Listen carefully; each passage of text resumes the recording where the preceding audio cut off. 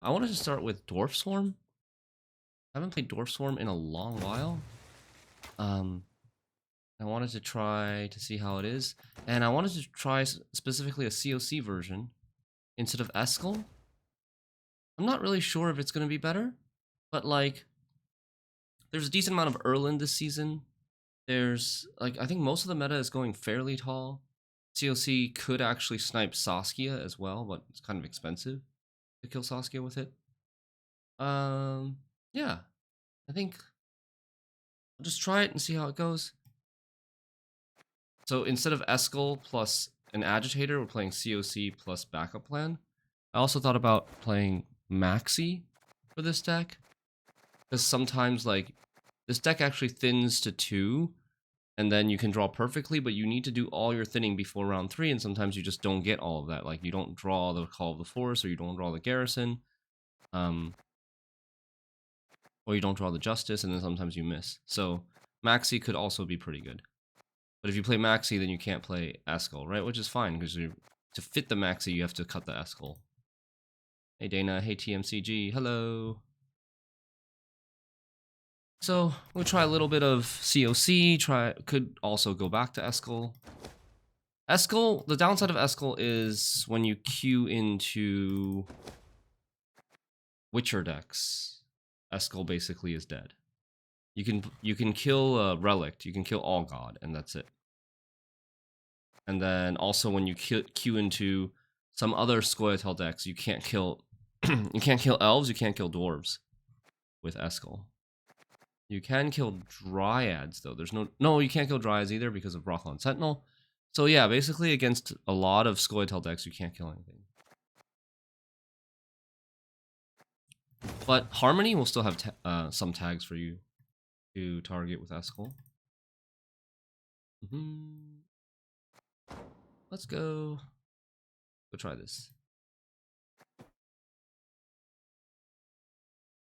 Precision Strike, Dwarf Swarm, Curse of Corruption.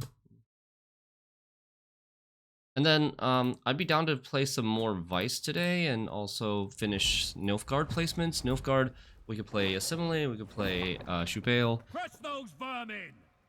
Be down for either of those. Hey, Dead Moon. Oh, it's Pincer Maneuver. So we have COC, but I don't really want COC. If it's Erland, I don't really want COC until later. We have Heatwave for Muta, if we want it.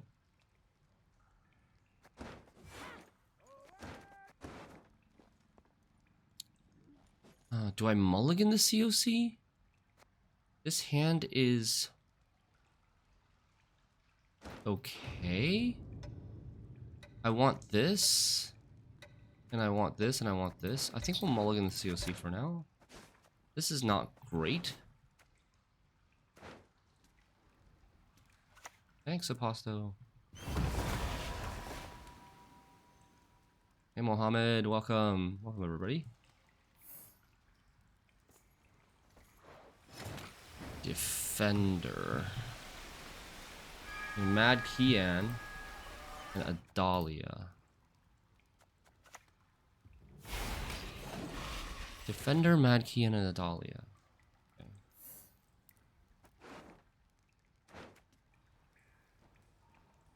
Defender's gonna be kind of annoying. Defender's gonna have what?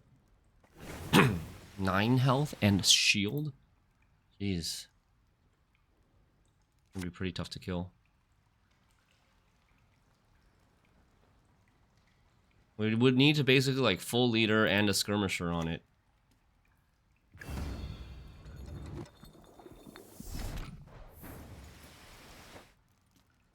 Do we heatwave this even though we have COC? Dude, oh, the problem is like, mulligan the COC is probably maybe a mistake because like, they might go really... If I don't heatwave the Muta generator, then he might go many cards down and then push with Erland, right, in round 2. Seems doable. And I need my COC in that case. If I had not mulliganed the COC, maybe I could have just like ignored the Muta and just let him Erland me in round 2.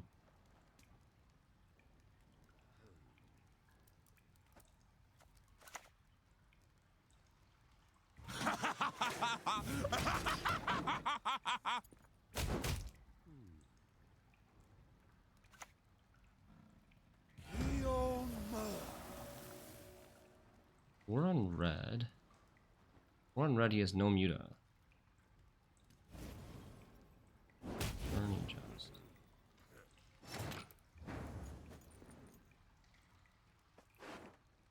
I think we just thin. Thinning is winning. Hi ho, hi ho. And then for Justice, we can pull out maybe Mahakam Guard. Uh-oh. Trouble approaches. I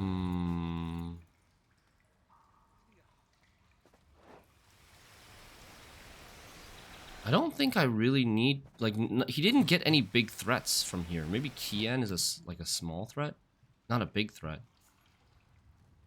I think we could consider killing this. Never had your kneecaps broken. And then killing his Radovid afterwards.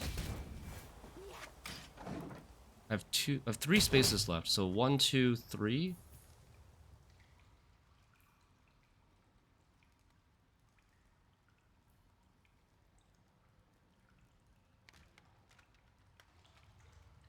He's also not going to have a big target for his for my Onseus, or for his Onseus. We don't go. I mean, we do go. I guess we go tall with the Hawking Guards. Let's do this first. Purify, no.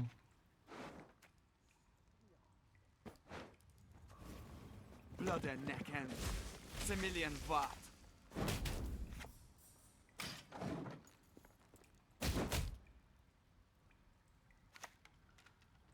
Your spear, sir. Hi, fake pony. Okay, let's go.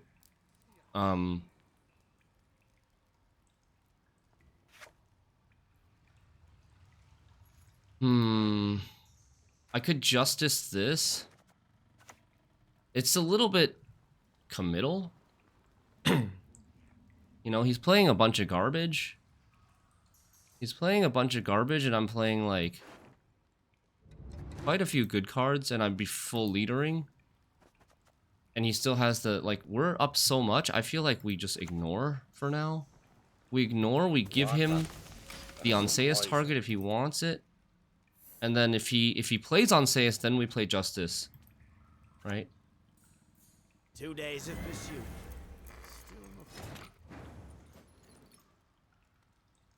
Do we pass now?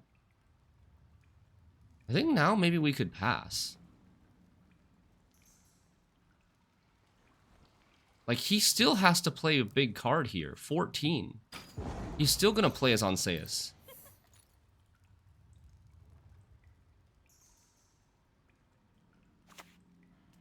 Shupe. Oh, okay. He can play Shupe. 14 is Shupe. Exactly. But not... Wait, but... Oh, he's gonna take Resilience? He's gonna take Resilience. Oh, because of the Squire. No! Oh, man. Okay. That's rough. That is unfortunate. Griffin Witcher Ranger was super good there. Knight Synergy, yeah.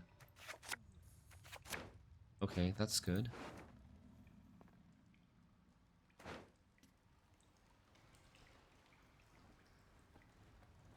So... Do we COC the Shupe, or do we COC... Like, how good is Erland? Erland is 4? He's got, like, 14 deck buff. 11 deck buff next round. Erland's gonna be like a 15 to 18, depending on what round he plays it in. My great-granddaughter will do A little bit more now.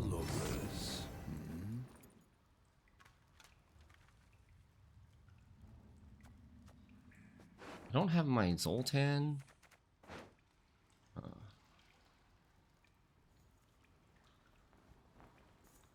Hey, Silex. I don't know if I care about this. Maybe. I'm thinking about, like...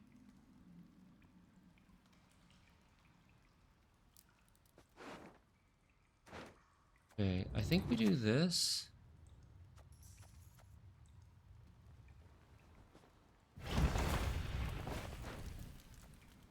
Elven blarney.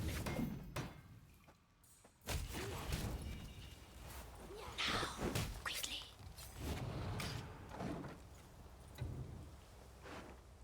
Let's do that.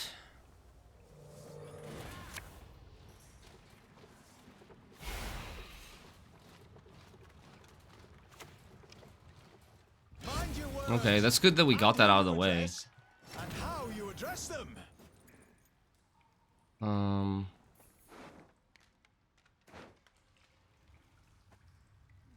I have 13 slots left. This and this take up 11. 12, 13, and then this is... I'm like I'm in one space short. But he has his Onseus, right? If he's gonna play super deep, he has his Onseus. So I think we go... this.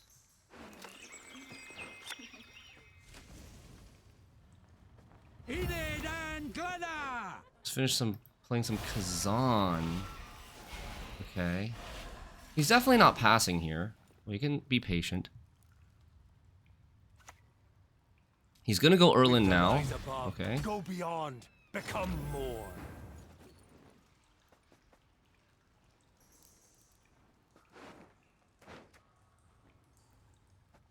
I want to play this, but I don't want to give him the Onseus target right now. The Onseus right now is a 6. He gets a 6 with the Onseus. So maybe we Justice... What we do, we Justice Berserker?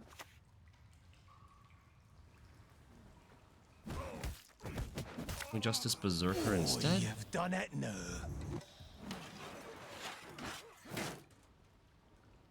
Am I ahead? He's not going to pass. He has to click this. I'm not going to pass. Oh, okay. Hits the shield off. That's nice. Gives this a little bit of value. And then he still gets a 6 only on his Onseus.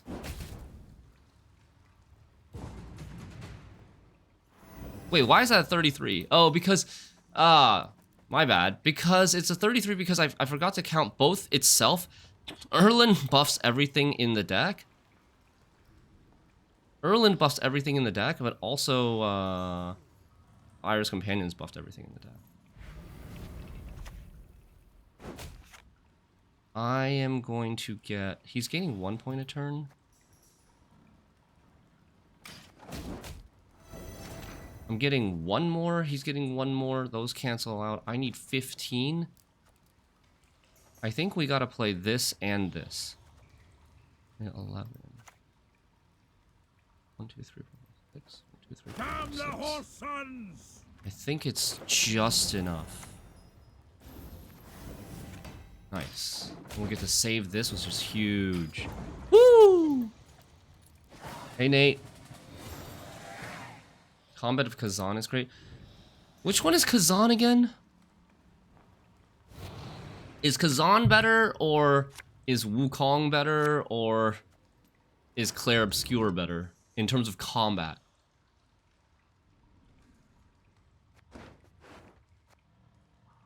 So we are missing... We didn't thin 1 because we played the volunteers from hand.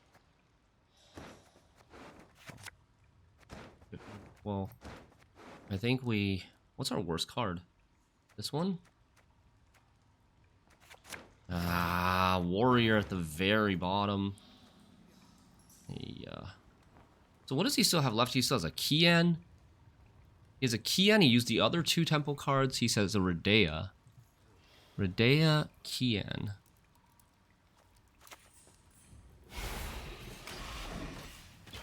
Didn't play Cleric Obscure yet. Okay.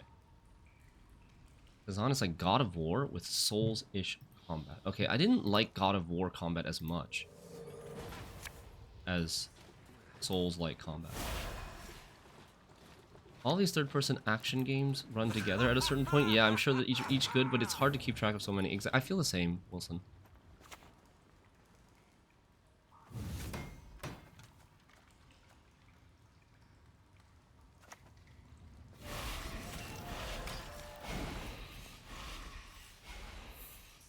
Way better than God of War combat. Okay. Not Sekiro. without good reason. They call him stern. Come the horse sons! I think we got this. That's a Kian. Yeah. He also misses Redea. COC tech, man! First game COC tech proving its worth.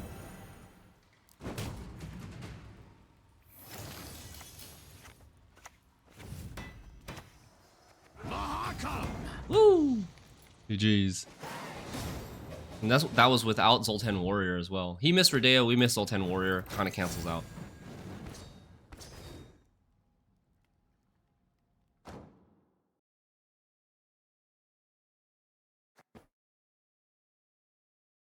Yeah, I know a big selling point of Clair Obscur is actually not just its combat, but the story is supposed to be amazing.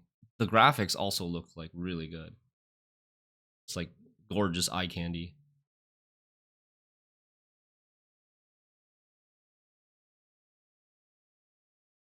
Did I cut Zoltan's girl? No. Eudora? Eudora is goated. Even after nerf to 1 power, she's still really, really good. That's why I was so, like, such a strong proponent of nerfing her when she was at 2 power. She's still pretty much auto-include. Especially if you play 3 Zoltans. If you play 1 Zoltan, I think she's still good, but she's maybe not, like, automatic. You've talked enough. 3 Zoltans, she's definitely automatic. Like, people don't realize how good beginning of the game thinning is. Versus, like, Roach, where you actually have to play a card to thin it. Or you can only thin it in round 1. Compared to Musicians of Blaviken or Eudora, which thins at the beginning of the game. It's a very significant difference. Which you can't really... It's hard to put in terms of, like, points. It's very hard to equate in terms of points, but it's super significant. I should get rid of one of the Berserkers, I think, because I don't have any Chariots right now.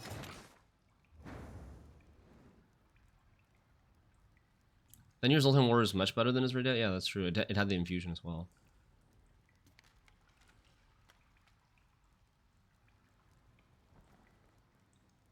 We're going first against Shieldwall. It's probably not Golden Necker because it doesn't have Musicians. I don't really have a good proactive play. Guess we'll play this. Blood! Blood! Hey, Wei. Was that Sunset Wanderers I just saw? No, I think it was just his card back changing colors. Renfri Shieldwall? What? Renfri Shieldwall. Yeah, we're 1-0 so far.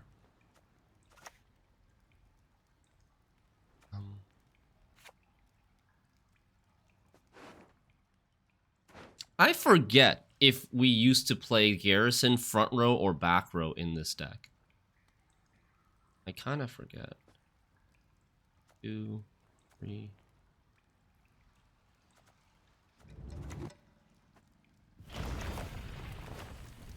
You did see Wanderers? Okay. Ha ha! Leave it to us.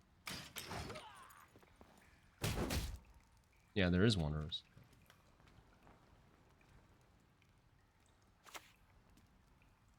Saw them. No other way.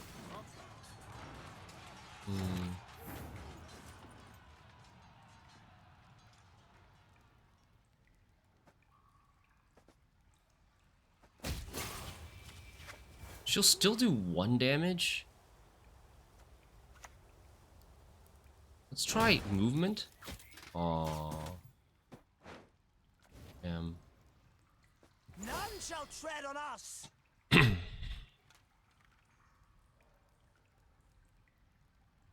Are we passing anytime soon? I don't think so.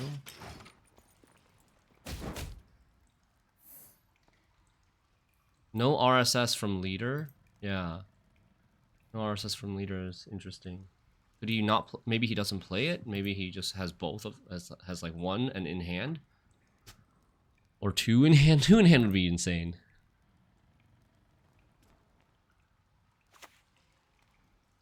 like Snowdrop. Snowdrop with Sunset Wanderers and what else?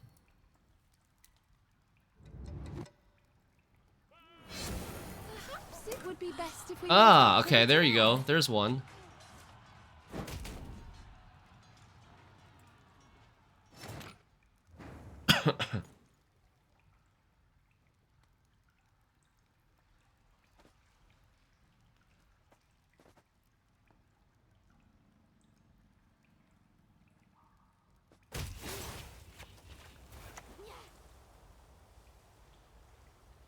I have 5 spaces in the front. 1, 2. I have to play this back so that there's space for the guard in the front, I think. Double chase!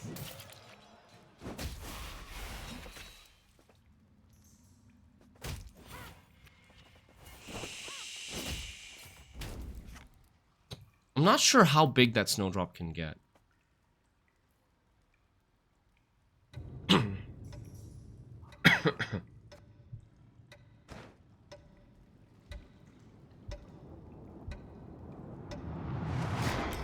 I'm trying to think if I want to click this or not. The Sunset Wanders in the middle right now?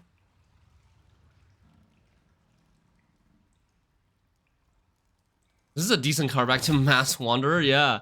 True. I pass on every 10th round. What's my next variety game? I'm finished with Blueprints streaming for now. Or finished with streaming Blueprints for now. I'm next game maybe a short one like Rise of the Golden Idol. Maybe Clair Obscure because they're still like people really recommend it.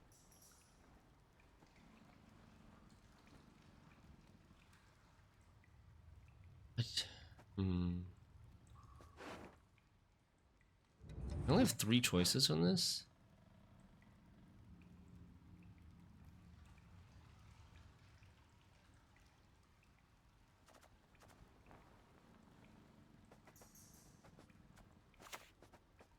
Ever had your kneecap broken?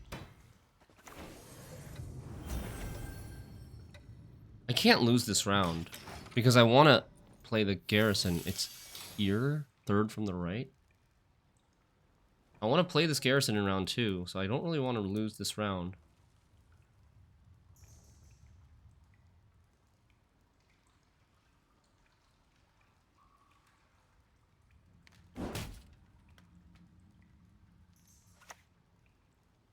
The morrow shall bring So now it's in the middle again, I think.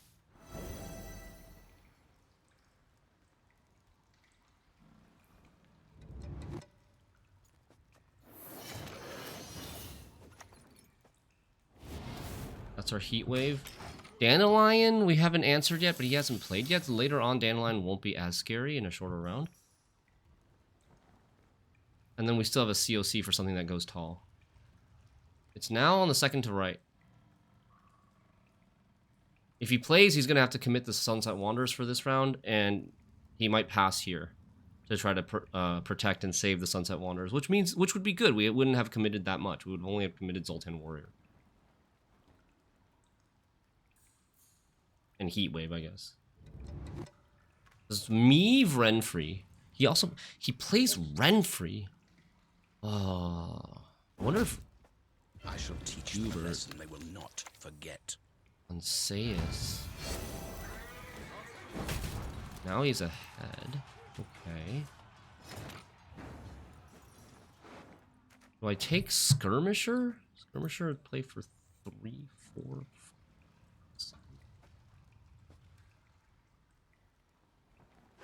I don't think we take Skirmisher. I think we take Guard.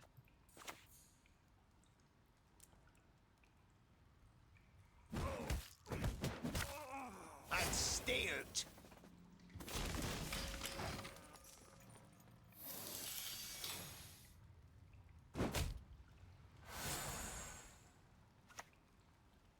Okay, he plays this card. This is synergy with Snowdrop, but why does he play this card? Is he playing Priestesses? That's so weird to play Priestesses with this leader, though.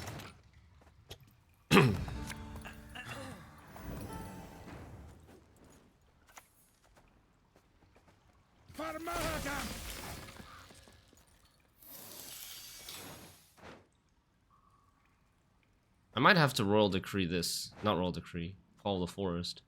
I might have to call the forest that. I'm gonna play it last. If I need to call the forest and play it last, then... Oh, nice! Okay. Excellent. That's really good for us. He lost his Sunset Wanderer carryover. He used up his Huber carryover, his Sunset Wanderer carryover, and all of his leader charges, and still lost a round. We didn't spend that much. That's amazing, actually. Oh my god, this is the nuts hand. This is the 2-0 hand. Holy cow.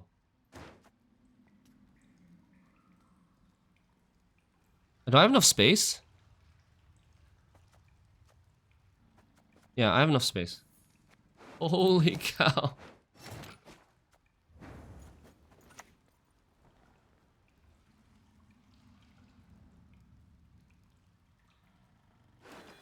Okay. Call of Forest, Vilvandrel, front row, guaranteed. Zoltan's Company. Then second Zoltan's Company click.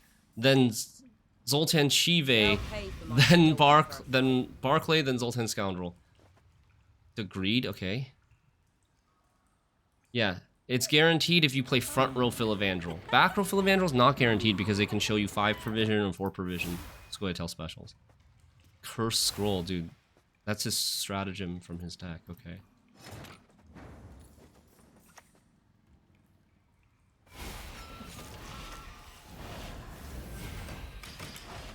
Just do it now, before there's any sort of like AoE shenanigans.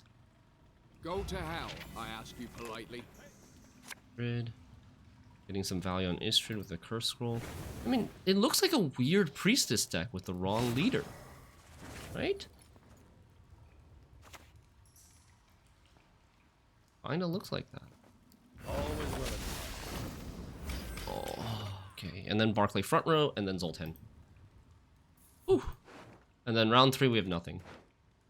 Round 3 we have a COC, which maybe is enough actually. That would have been an epic blizzard.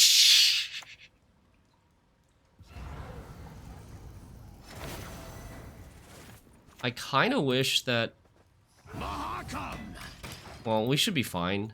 He got a, oh, he also took cooldown. So he basically, if we try to 2-0 him, he gets nothing here. Aye, aye, sir. Oh, whoa. The greed with the dun banners. Always willing, pal. Alright, see you in 50. See you in 50. Doesn't look like there will be a round 3. Nope. The 2-0 in this deck is so strong. And if there is a round 3, I feel like we could maybe win. We could like kill his units and then he can only have 1 unit to buff with Priestess and we can COC that. Although, I mean, these are not very good. We don't really have many points on our side of the board, but we do have Zoltan Shive. Yeah, okay. Oh, it's a Coen Priestess deck. It's a Coen Priestess deck, but with a but with Shieldwall instead of Uprising. This I've played a Renfri deck like this with Coen Priestesses, but with Uprising, right? He waits, and then he plays Priestess. Okay. Is he gonna make this? He might make this. This is +7, +21. Still not quite there. Still not quite there. Short 3 points. Woo!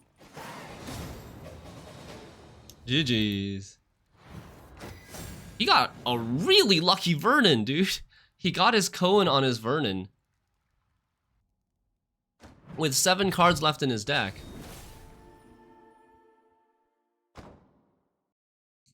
Right? If he misses his Coen, is not close at all. Good effort, though. Yeah.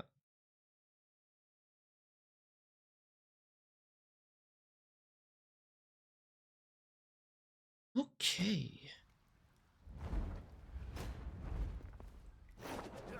Ogroids? Yield and save me some time. Might need a list for this dwarf deck. This dwarf deck has been a good deck for like half a year or more. It's actually like has not been buffed that much, and it was just something that didn't get discovered on for a while. Who discovered this again? It was someone in my chat. Oh, it was Lucas. I think Lucas was the one that played this deck against me, and then I wanted to try it out. Oh, no, okay.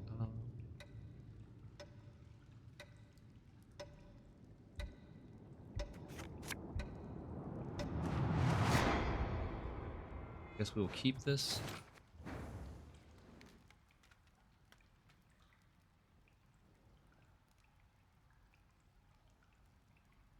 Open with this again.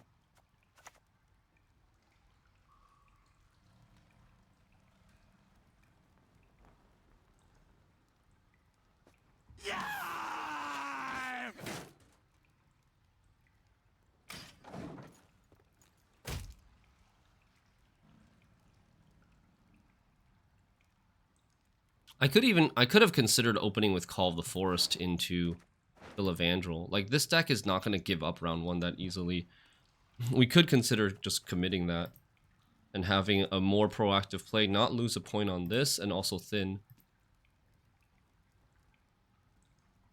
This also has its upsides. If he plays, like, say, Self-Eater or something, we could Skirmisher plus an extra damage here, plus a leader charge. We would save ourselves a leader charge. Okay, it is Ogroids.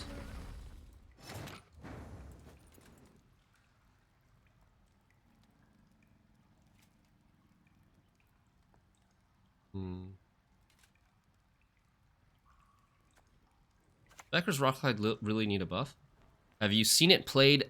How many times have you seen it played in the last 5 years? I think that will answer your question. We need to be able to stay in this round for a very, very, very long time.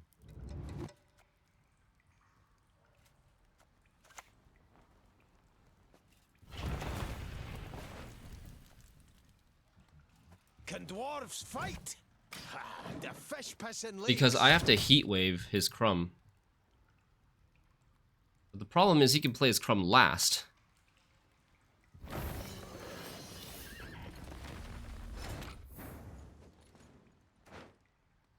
I have 5 spaces left here. 1, 2, 3, 4, and then 1 more space.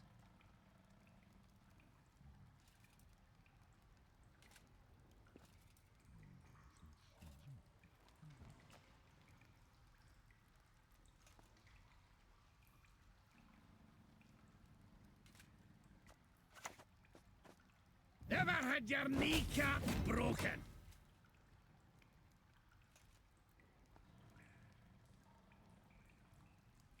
I'm trying to think if I want to TA anything. I don't think we want to TA anything yet. I think we want to TA after we play Novigradian Justice, then we TA the shielded unit. Oh.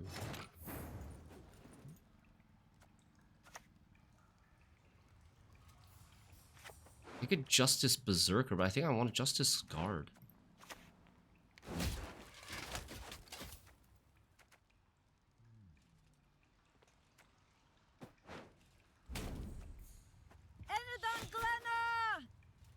This is going to be worth more, right? Okay, let's wait.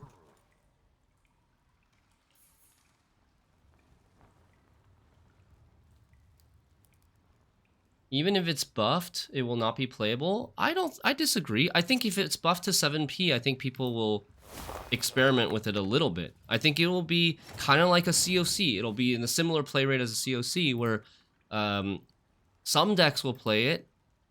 Some decks that it fits well with, especially control style decks. Some decks that like have extra value from specials, like with Gord or with Johnny Sarah. Or with Whisper Alzer, like those sort of decks, right? I think it has good potential at 7p, whereas at 8p it's just kind of a dead card.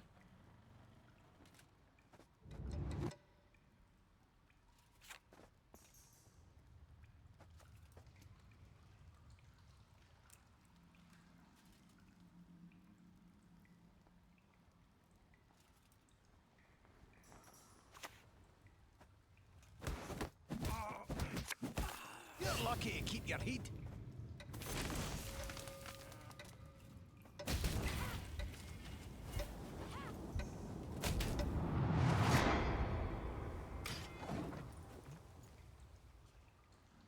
Oh, I wanted to TA, fuck. I wanted to TA this for Riptide.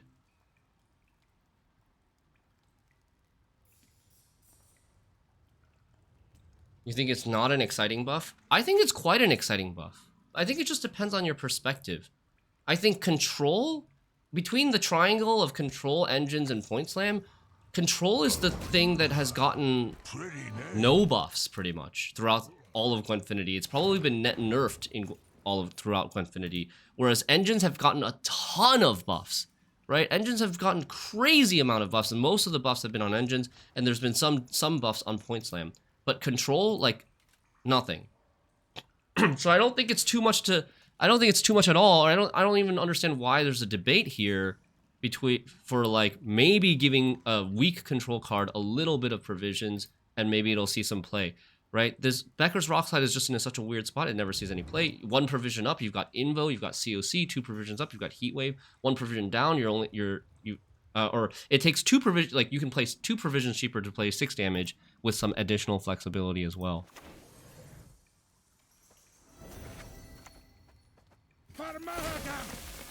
Let's do this and get rid of potential might. Parasite can boost. Mastercrafted Spear can hit 2 units and not waste damage. Decoction can kill immune stuff. Trial of the Grasses can be like 12 boost or 11 boost onto a small Witcher. Right? Those 6P cards all have a lot of upside, and 8 damage often overkill stuff, and then you're losing points, right? As well. To me, it's a no-brainer that it should be 7P. I don't know why there's so much resistance. There's not actually that much resistance. It's just like a few loud voices. I think we should play it safe here and not mulligan. We're gonna lose this. We're gonna have round 4 resilience again. If I draw this or this, we're really sad.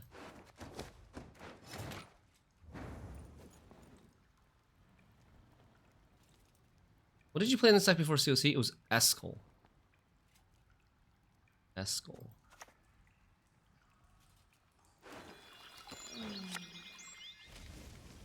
Pride is all we've left. The order changes. Dude, that almost threw me off with the order changing like that. 6, 7, 8, 9.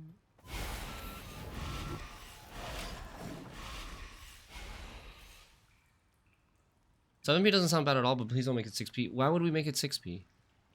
It doesn't make sense for Becker's Rockslide and others. Like Becker's Rockslide to be the same provisions as removal that does 6 damage only.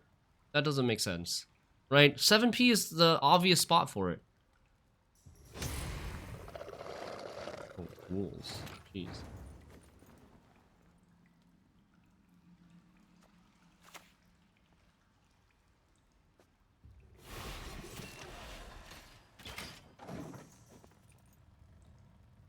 I wonder if I should play this first. It's not like it really matters that much. Like 1 more armor on something. He's growing his might.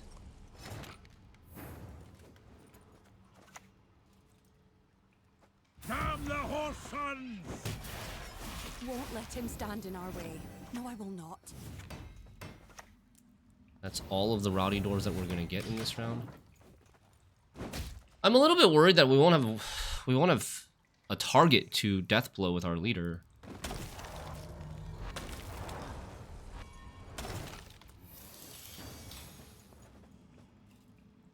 Hello, Batteray. Should we COC this 11? No. Well, actually, I mean, if we COC the 11, this might hit this, and then he might have trouble getting might. But probably not. That's probably wrong.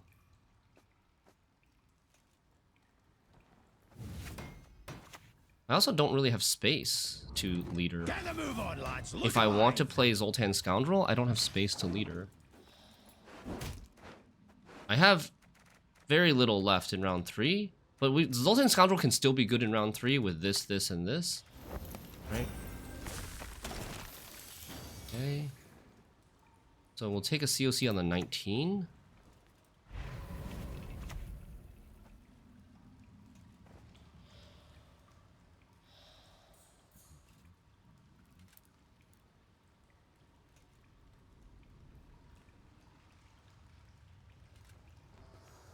I don't really know if there's any point in armoring that.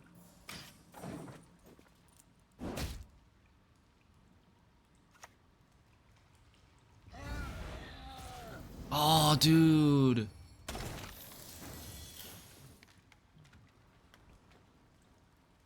I need Zoltan Warrior to hit this, please.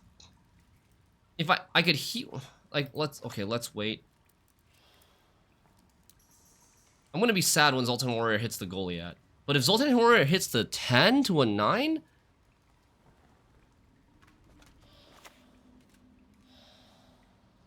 nah, he's still gonna play a 10. He's gonna play another 10, and then he's gonna play Crumb. This Crumb thing, it's gonna be really difficult to get rid of this Crumb.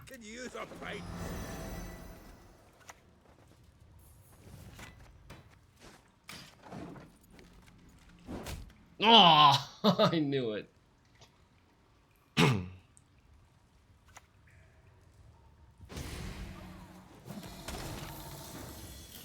Okay, let me just do this. But I was gonna say, like, if we had COC'd the Goliath instead, we would have gotten Zoltan Shive out with Resilience. It's a 2-0 again. Crumb's not big enough? No way Crumb's big enough. That's not a 28-point Crumb. Oh, it's a Cyclops. Oh, it's a Cyclops. Okay. Nice. GG's. This deck is a 2-0 machine, man. Okay.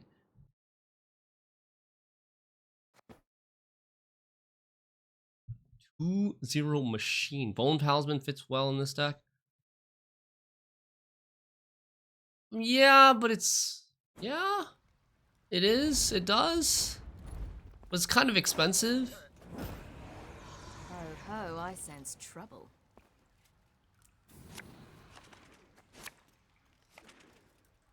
Brachus Swarm. Could it be Tatterwing? These are good.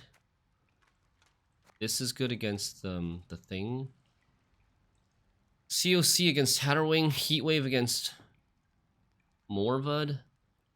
I don't know if I'm, like, willing to mulligan these, though. Like, I don't really want to have...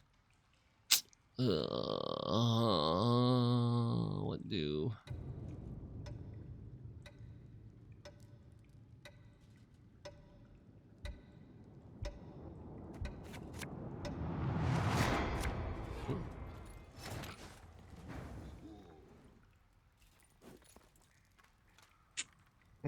I should have gotten rid of Heatwave instead of COC, I think. Heatwave, like... Heatwave is going to go on the Morvud, and the Morvud's always going to be played last. The Tatterwing might not be played last.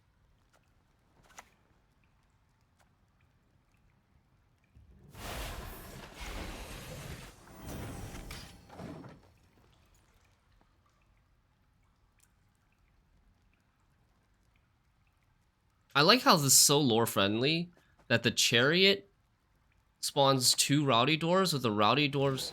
Oh. Guys, it's fucking triple Kiki. It's triple Kiki. God damn. Ugh.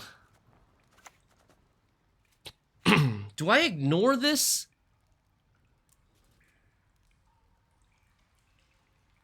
I think we ignore this card. I think in triple Kiki we're supposed to ignore this card and not waste damage on it. That is my... That's from experience, that's what I've found. That this card is just giga bait. But We'll see. We'll see if we get more information. It could. There's still a chance it's not triple Kiki, but let's see.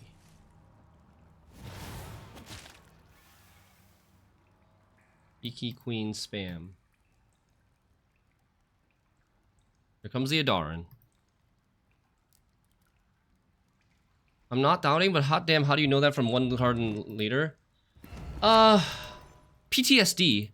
Basically PTSD. This has happened to me too many times where I just like immediately kill this Kikimori warrior and then they play an Adaran and then I'm just like, I wish I had my damage for the Adaran. And then they play a Caranthir into Kiki Queen. I'm like, I wish I had my damage for this Kiki Queen. And then they play another Kiki Queen. I wish I had more damage for this Kiki Queen. So it's like, it's very weird for most normal decks to open with a Kikimori warrior like that. So I've just learned to grow super sus in these situations. 6 spaces left. 1, 2, 3, 4, 5. Okay. Yeah, he consumes Caranthir. He consumes Caranthir so that he can renew it. See, look, Triss Butterflies is the card to get your Kiki Queen in hand. It's a consistency card to make sure you get your Kiki Queen in hand. Post Kiki stress disorder. Here comes Royal Decree. Oh, This is a slightly different version of Kiki Queen. I've not seen this version before with Kitty Cat.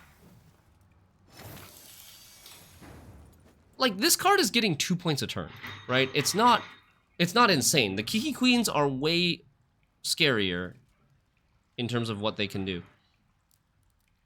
I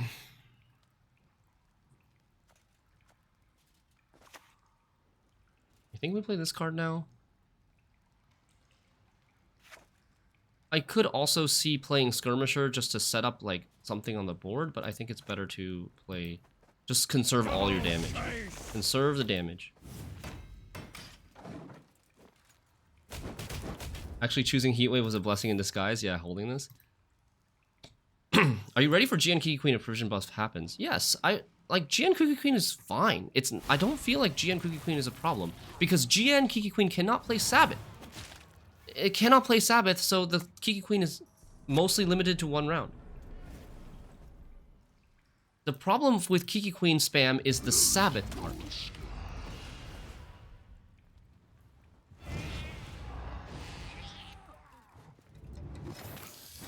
Oh, thank you. Thank you for the link. This one looks more accurate than the one that I was playing, that I was looking at. Okay, so,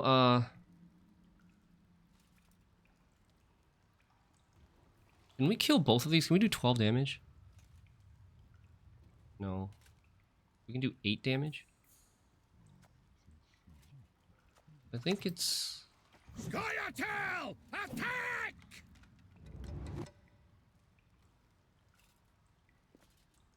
Kill this first.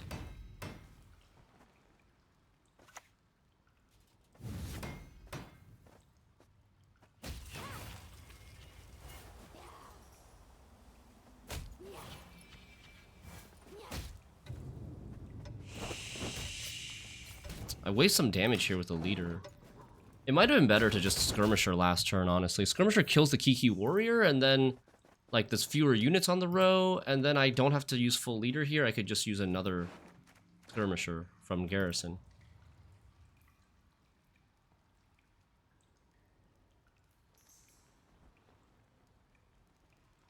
Now he can't play this new Kiki Queen right now. Oh. Damn. He still has to consume this Caranthir before he can play?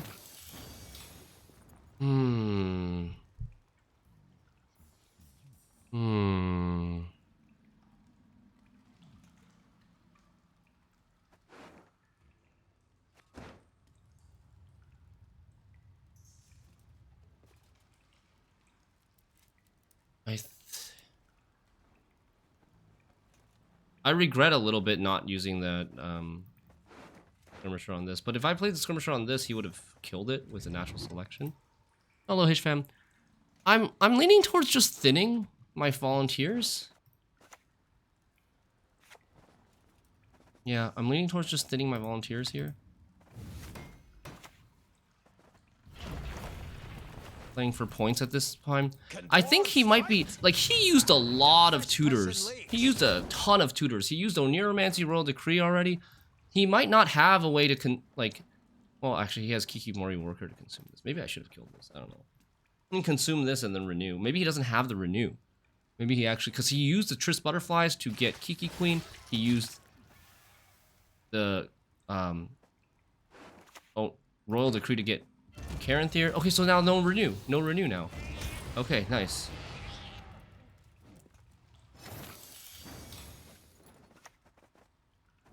Heat wave that.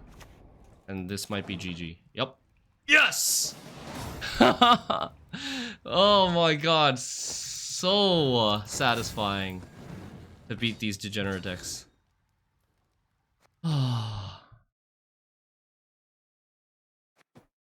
And for once, to see the deck lose to itself, to lose to its own draws. Like, I think in the last 10 times I faced this deck, this is the only time where they lost their own draws. They always seem to have the combo in round 1. Like, so many pieces, too. Idarin, Caranthir, Kiki Queen, the Consumer with the, whatchamacallit, the Orchard Mantrap Consumer, and then Renew. It's like 5 or 6 pieces. This version, Metallic Danny's version, doesn't play Idarin. I think that's a mistake. Idarin is a really, really annoying piece of the combo.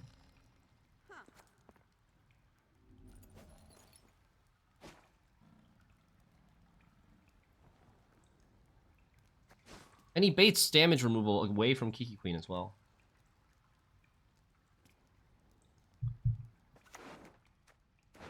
Hold the lines.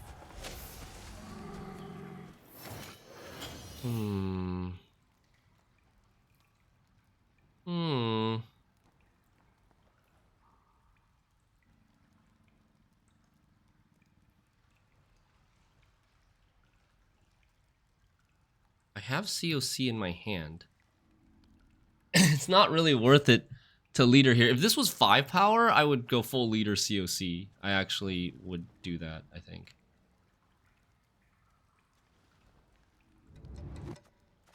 Two leaders Gamba? No, I think we do this. I think this is fine when we just wait. And see what happens. Hey, Exficult. Oh, hi, Saber Witch. I just didn't see your message. Just don't take, like... Yeah, guys. If I don't see your message or I don't respond, it's never because... Like, oh, I like fighting with it's never because something like that.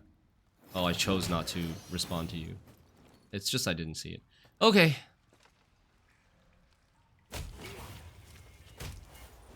Let's do it. I don't know, this is kind of expensive.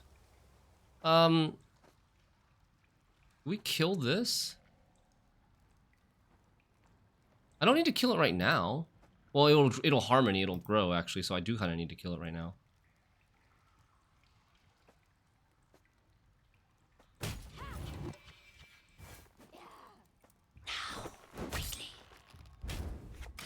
Okay.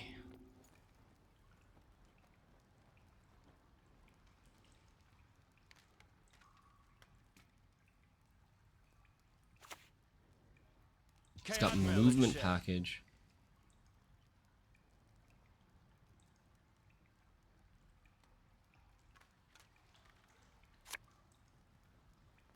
One, 2, 3, 4, 5, 6, 7, 8. Okay, so I can play everything. Volunteers in the back.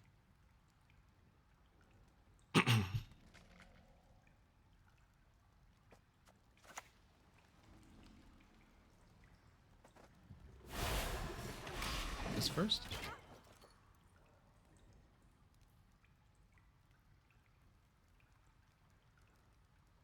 Yeah, seasons end on the basically at midnight between the last day of the month and the first day of the month. You need to get 50 games in for BC. If you click on the balance console tab in the menu, it'll tell you how many days and how many hours are left.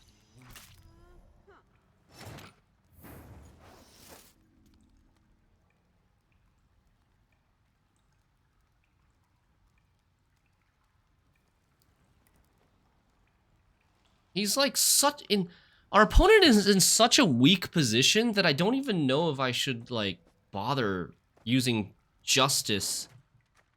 I guess we should because it's thinning.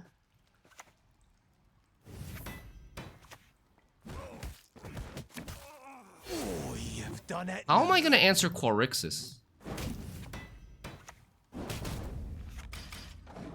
How do we answer Quarixus? We got a heatwave scenario, and then just force Quarixus out, and then I don't have like after I heatwave, I don't have any other answers. So either heatwave Quarixus. I think we heatwave scenario and just push really deep and force the Quarixus out or force the leader out.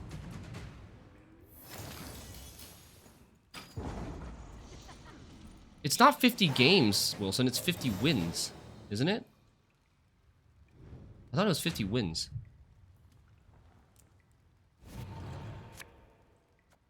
I don't remember, actually. Heck, wait. Yeah, this is a very good 2-0 hand.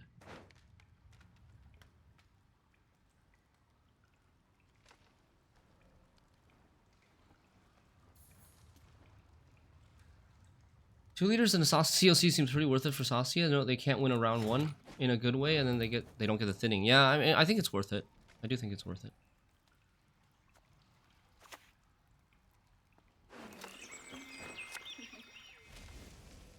Keep a stiff neck. I think this game we're gonna play dwarves only in range row.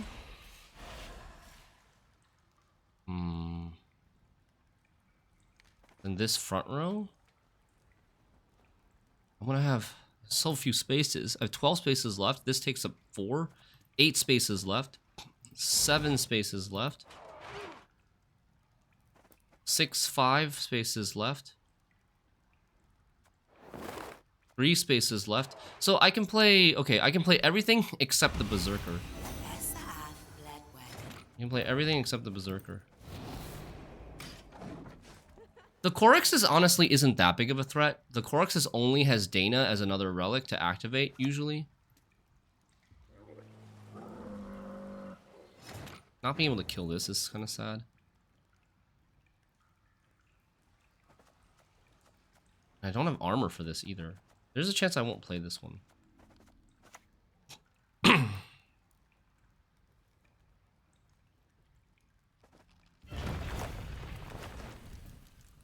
4 spaces in the back, right? 1 has to go there. Then I have 3 spaces in the back. I can go this, this, this. And then so volunteers front. Ha ha! Leave it to us. The question is, am I gonna click the garrison in this round? I have the garrison click is 5 or 7. Next round it'll be it might be better to not click it and then save the warrior, save the Zoltan warrior for next round, and then click it with this, and warrior will be worth 9. Oh man, this is not looking that good. Might get poisoned as well. Always willing. I haven't even, yeah, he still has poisons eventually. I need to think about getting out, too. I do also need to think about getting out. He has no more Antherians. He has no more Percival. But the Dana is very scary. Oh, okay. A fitting end to one, too. Okay, that's fine. We won on even. We won on even. I'm very happy about this. But we're not going to get, like, double last say or anything, but we're going to have even cards, and he doesn't have Quarixus or Leader.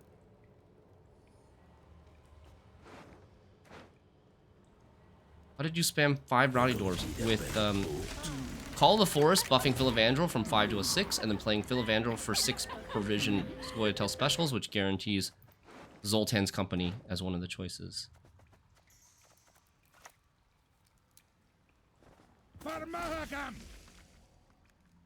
Which one is he hitting?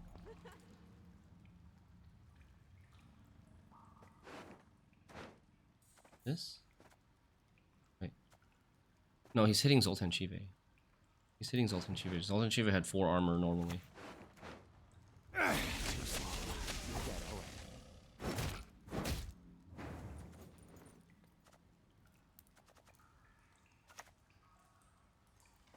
I'll reflect, all right?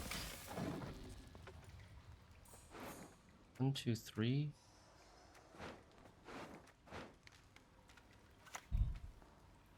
Dance! Dance! Dance with me death!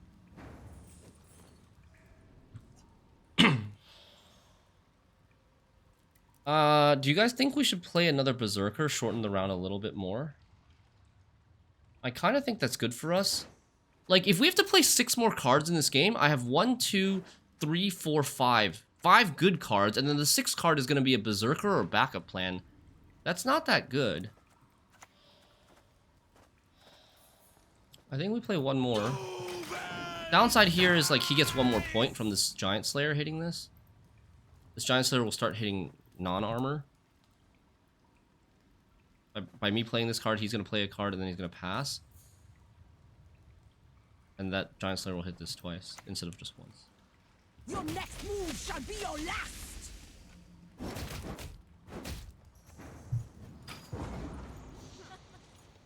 Interesting, he chooses not to poison this Chive. I thought perhaps poisoning the Chive would have been better. Well, I guess it's only 2 points, so maybe it's fine. Doesn't matter. Not necessarily better than. Okay, bottom 2 cards are the ones that we want. Hey Lucas, have you played Dwarf Swarm recently? This deck has been feeling really good. We've been 2-0 people and 2-0ing people non-stop.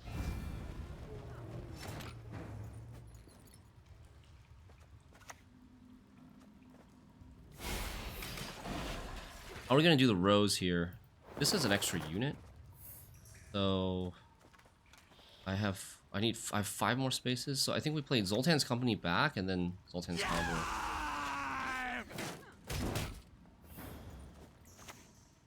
So this goes front.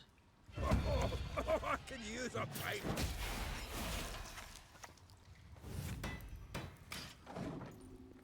Who's improving non-stop set in round 3? I mean, like, what, in the 2 out of the last 3 games we've 2-0'd, or 3 out of the last 4 games we've 2-0'd?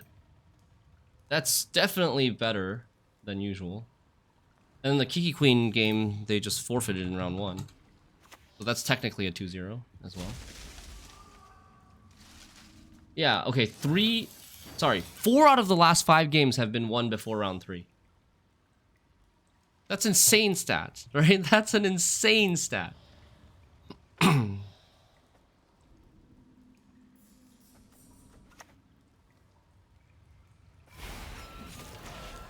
9-point garrison carryover.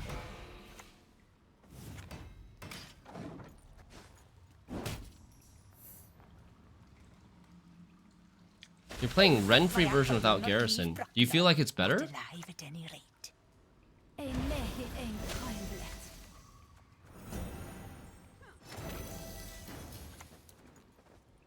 Look at this. Oh, amazing. Holy. Oh, man.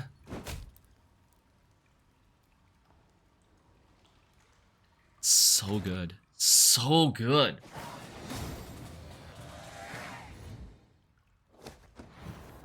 I wonder what it says about people's personalities, if anything. Like, certain people like to play these engine decks or these super degenerate combo decks. I shouldn't use the word degenerate because it's got a negative connotation, but like these super, like, all-in combo decks, some people really like playing those. Some people really like playing engine decks that, like, numbers go big. Some people like playing control decks and shutting down everything from your opponent's side. Some people like playing, yeah. It's just, I get so much satisfaction from, one, from controlling other people's strategies and making their optimal game plan not work. And two, I really like it when using the 3-round mechanic, splitting, like winning round 1 and then splitting up round 2 and round 3 in such a way that's really advantageous for me and disadvantageous for my opponent. That's part of what makes Gwent super satisfying for me, but I feel like everybody's different. Psychoanalysis stream. You're winning a lot with the Renfri version too. Do you want to share it? I would be very interested in taking a look and just seeing what's different and the pros and cons of it. I feel like it's a very different deck if you play Renfri, because some of the real key cards here, like Zoltan's Company, can't be played. Zoltan's Company and Garrison, I would say, are key cards for this deck. And like, it's a completely different deck if you don't play those cards.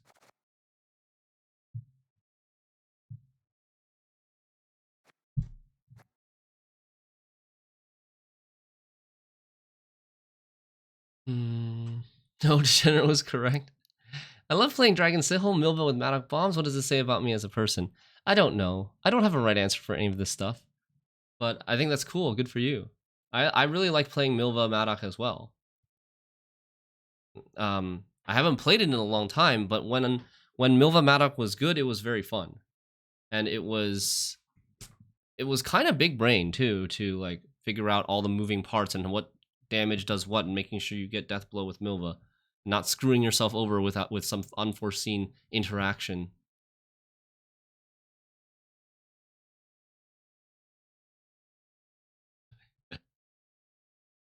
You like playing Alzer combo deck and Erland carryover boost as well. I do. It's hard to explain why I have the preferences I have. What? My first deck was Lock Nilfgaard on the old Usurper Leader ability, and making the game not fun for opponent was my bread and butter, yeah. I think it's satisfying when I clog 10 forfeit cards into my opponent's deck and watch them forfeit after seeing their round 3 hit. I don't think you're the only one, Norse God. I know a certain potato who really loves doing that too. I like how in mathematics we use degenerate in a very neutral meaning. The degenerate strategies in games really are degenerate in mathematical sense.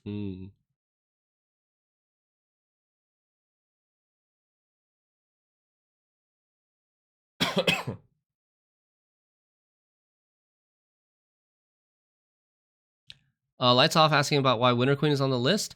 Yeah, so I did explain it later on. For Winter Queen, it's... Well, first of all, like, Winter Queen is definitely not the perfect power decrease target, but to find 10 power decrease targets, it gets really hard without over-nerfing stuff. Like, we considered, like, Carrick Marine and stuff, but we're already nerfing Temple, and we're already nerfing Siege support. So,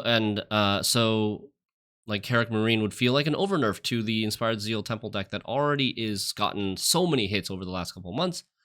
So you got to look for something, right, that makes sense, doesn't over-nerf stuff, and you got to be forward-looking. So the big thing here is Conqueror's getting a power buff to 8 power, which is going to end up coming down as 9 with the Frost.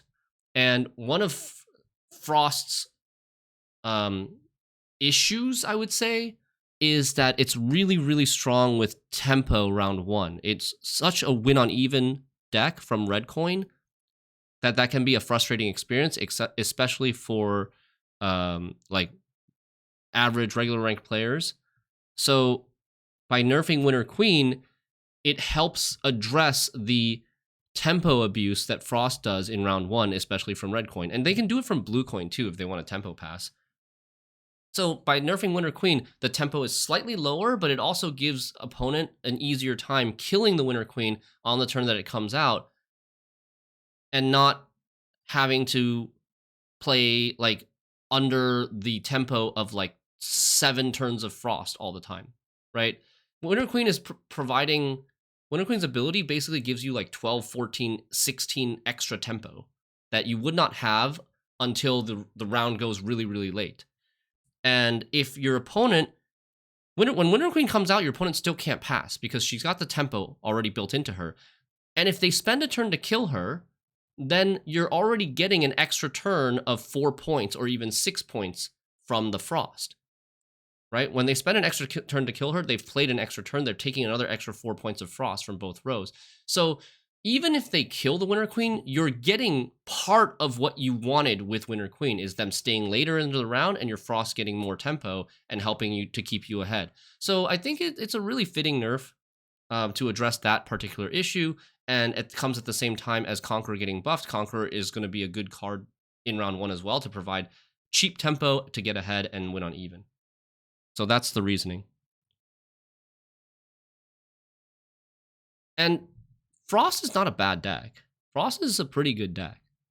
So it's not like we're nerfing a weak deck. We're nerfing a pretty good deck that's getting a buff this season. Temerian Infantry buff, yes. So we are supporting Piable's power increase on Temerian Infantry. Temerian Infantry is basically, we were looking for something to help give some buffs to Northern Realms. Northern Realms is a faction that's been hit really hard over the past 3 months. And after this month, with the Temple nerf and Siege Support nerf, it's going to be in a pretty rough spot. Temple Devotion is not going to be strong anymore, I think, or like at least just average. And then Erland, Muta, Shupe is also going to be pretty dej because they can't afford to lose that last provision. So we wanted to give NR something that wasn't Inspired Zeal, wasn't Pincer Maneuver, because the last several months, most of NR good decks have revolved around these two leaders, with maybe the exception of Shieldwall. And Temerian Infantry is one of the few impactful buffs that encourage an archetype that hasn't been seen for a long time. It encourages Stockpile mainly, and Stockpile, it encourages Stockpile and a little bit of like Shieldwall King Rogner, an archetype that wants to, basically an archetype that gets a lot of leader charges and then holds them for the end of the game, right? With either Hensel Fultus Pride or all your Shieldwall leaders and then King Rogner finisher. You want a natural deck that holds those leader charges till the end of the game so that you can play your Temerian Infantries and get value from Temerian Infantries.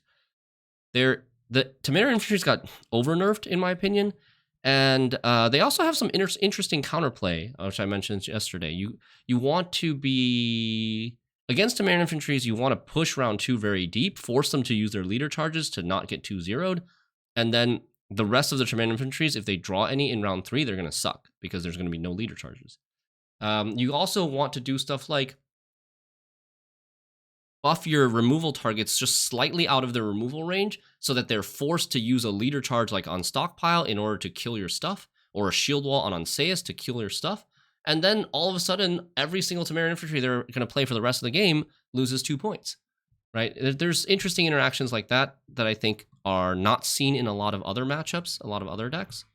So even though Temerian Infantry can be regarded as a boring point slam card that's like, copy this as many times as possible, I think it's not the main strategy of the deck, because it goes, a big part of that strategy is also tied to the leader charges and how you use them and their synergies and like either siege engines or shields. So Drill can one-shot it? Yeah, and so can Waylay, and so can Skirmisher. Like, 4-3 is making it easier to kill. That's the point. That is the point. You don't have to agree with it. I'm just giving you our reasoning.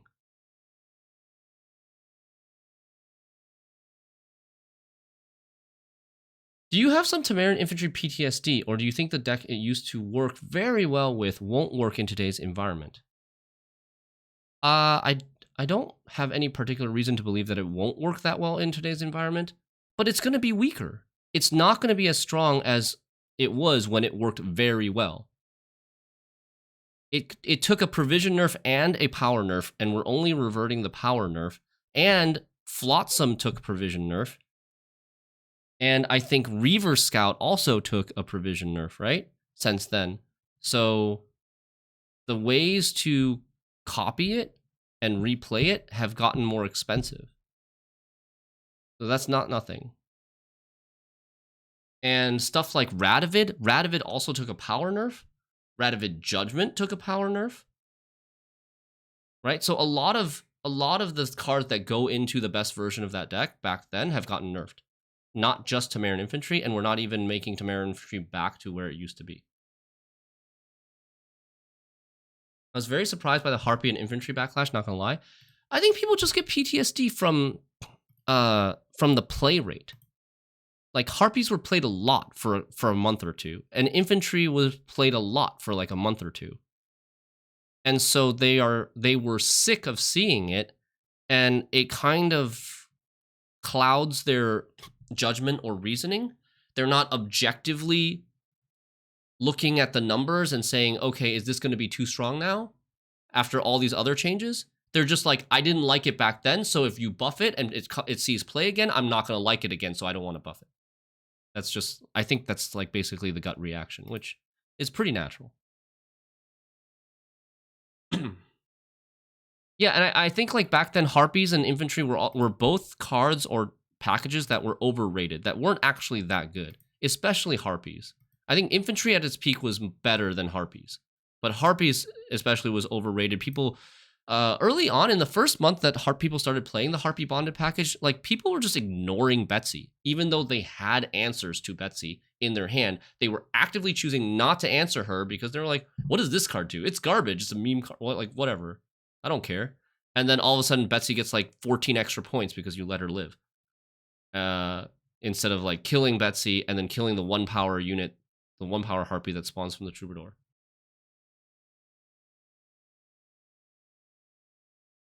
Yeah, Infantry had some trouble keeping enough bodies on the board without going ridiculously tall. Infantry has a really small body itself, so it can be killed so that you can't reinforcements it or casting contest it or something like that.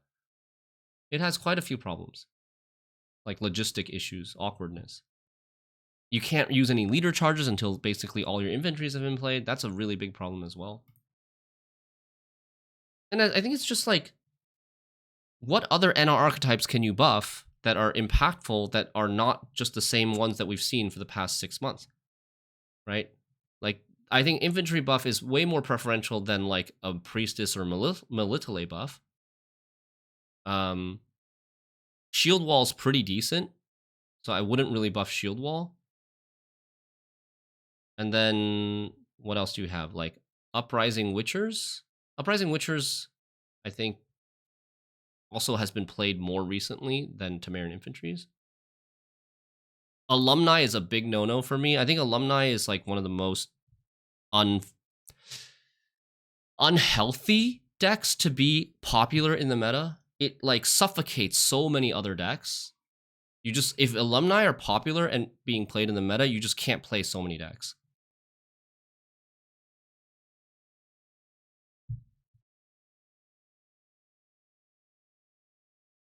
Like NR is a problematic faction to balance, and NG is a problematic faction to balance.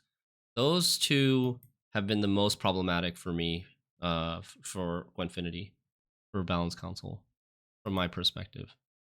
It's like for basically the same reason. Like, there's not that many good choices on things to buff, on archetypes to buff, healthy archetypes to buff for those two factions that people are supportive of. How about some ship ballista DJ nonsense? That seems not healthy at all. That's like focused on Muta Generator, another really unhealthy card with uninteractive carryover. Interested in your thoughts on Skellen power nerf instead of provision nerf. Yeah, we chose that so it was a smaller nerf. So originally we were thinking provision increase. This is why we pulled Stefan for provision increase only. We didn't actually pull Stefan for power decrease, but then what happened was other coalitions were nerfing Slave Driver and then also Angolim. So we felt that like and also Taurus as well. So we felt that a provision nerf on Skellen on top of all that was too much, and like a power nerf was more appropriate. Why not provision buff for infantry? The infantry deck will be having provision problems because of all the nerfs it had. Yeah, provision buff would be a bigger buff for infantry, and we'd like to start with a smaller buff. Like, we have so much backlash on infantry already, even with a small buff, that the bigger buff would have even more resistance, right? And also, provision buff category, provision decrease category is more competitive. There's more things that compete for those slots, whereas power increase is less competitive because non-units can only be buffed by provisions. And then also, like, if you want to like buff something into Golden Necker range, you can only do it via provisions, for example. Okay, all this talking, we got a little bit sidetracked. We wanted to look at Lucas's Renfri version of Dwarf Swarm real quick.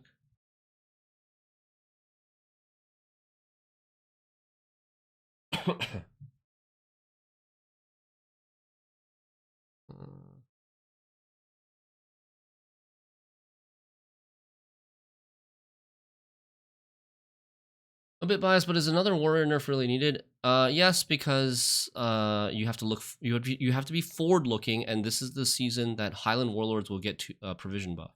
So the deck will get 2 provisions more, and Iced is getting a buff. Hjalmar is getting a buff.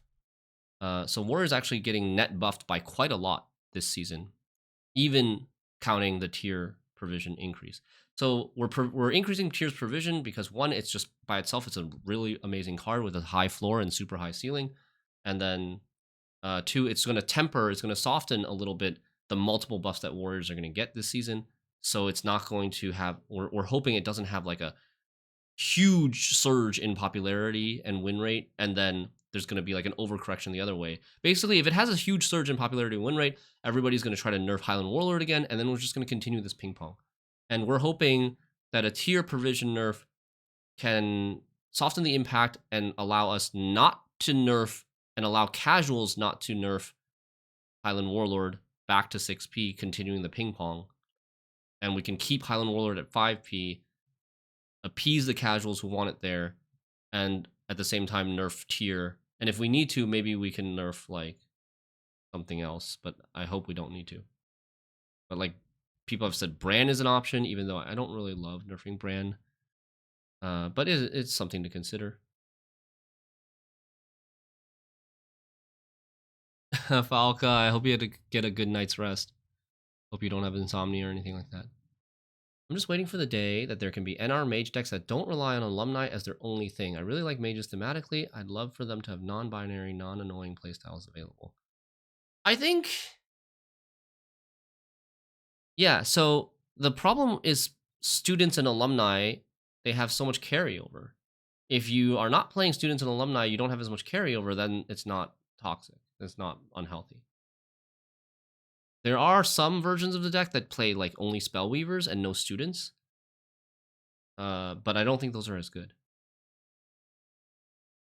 Yeah, and then you're like in really, really greedy, you're playing like Kara Mets and like Alzer. And you're just holding the Kara Mets. I liked your old triple dual NR deck. I like that deck too. I might try it again. Bernard Loretto is also an NR card that could be a buff candidate. So this is one of those situations when you predict other buffs, so you try to regulate. Yes. Every season we do that. That's every season for us. We try to predict other buffs every season because there's a pretty good idea. Like, I have a sheet that I've kept track of every month what I predict and what actually goes through. And usually it's like 80-something%. 80-something% of my predictions are right. Because it's a fairly clear picture. We know most of the changes are going to come through coalition influence, and then some will come through casual reverts, and the casual reverts are usually pretty easy to predict, like Seagull, like Chameleon, like Highland Warlord, like Nausicaa Sergeant is 100% every single month. Riptide has been basically 100% every time it goes away from 10 power, 9 provisions. Olaf is getting a buff, Mohammed. So, like, I feel like more people should be doing this. I'm a little bit surprised that, like, we seem to be pretty much the only ones doing this in terms of, like, predicting what's going to happen the following month and making our balance recommendations based on what's going to be the outlook for the next month, rather than just looking at what's happening right now in this month. Oh, Harmony's overpowered, so let's nerf Harmony. Let's nerf Scenario. Let's nerf Quarixis. And then, like, be like, oh, I'm so shocked that Casuals reverted Chameleon and Forest Whisperer as well. Oh no, Harmony's completely dead. Like, that was BC1 and BC2. Come on. It's been freaking 20 balance councils since then. Like, we should learn, right? Learn a little bit faster on how to adapt to the system. The system is not perfect, but we can adapt to it and make it better.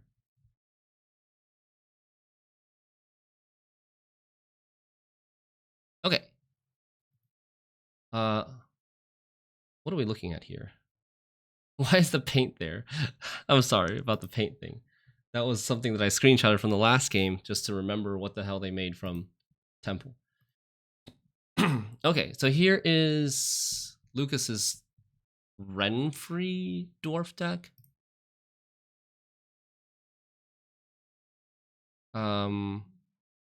It's got triple Zoltan, Geralt of Rivia for Tall Punish, no Eskel because you have humans now, the Iris combo, Renfri. So this is, I feel like this deck is closer to the old Precision Strike Renfris that played like Great Oak instead of... okay, right. So Iris buffs Philavandrel to 6, and then you play Philavandrel for Swarm.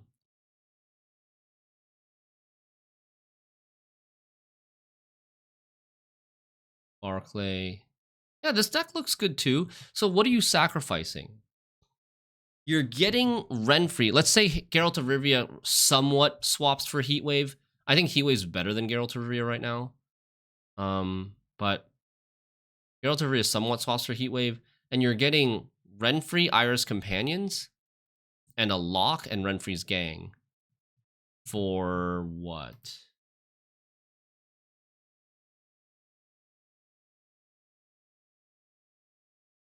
You're losing Garrison. You're losing Curse of Corruption. You're losing Justice.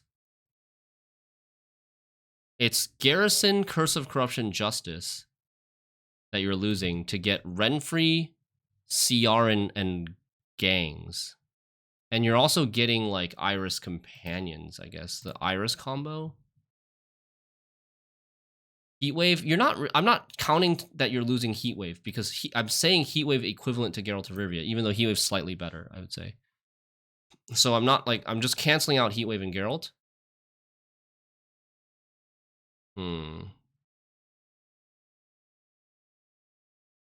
Garrison's a lot. Garrison is a 12? An extra thinning? 12 on deploy with an extra thinning compared to Mahakam Volunteers. And you're also getting probably like 7 to 9 on average. 7 to 9, let's just say 8 on average. It can be somewhere between 5 and like 12. Oh, hold on. Leo's school's calling.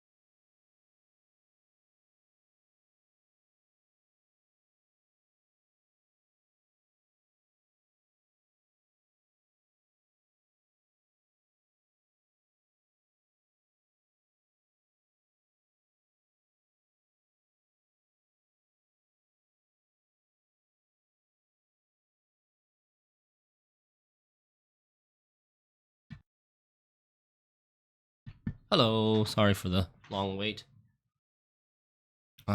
Yeah, Leo's school called. Some kid accidentally knocked over a wooden stand and it fell and hit Leo on the back and it scratched his back and bruised him and he cried a little bit, but he seems to be okay. Doesn't seem like a huge issue. But tell me who it was. I'll go over there right now. But yeah, Lucas, are you still here?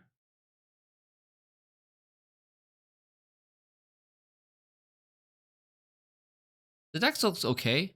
It looks fine. It looks good, actually. But it's less interesting, I feel like, than the Dwarf Swarm. Do you feel like it's more powerful or less powerful or about the same? We have to play Curse Scroll. Like, I worry here on Red Coin, what the heck do you do when you don't draw Iris Companions? You just play Iris von Everett if you have it. And if you don't have either, you just cry. Like, there's no tutor for anything.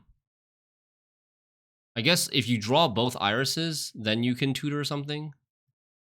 You have 1, 2, 3, 4, 5, 6. 6 thin. If you take thinning with Renfri, you can thin perfectly eventually, but you got to draw your thinners. I think it is the same. Played it on the Mathel tournament, managed to get to the finals with it. Okay, cool.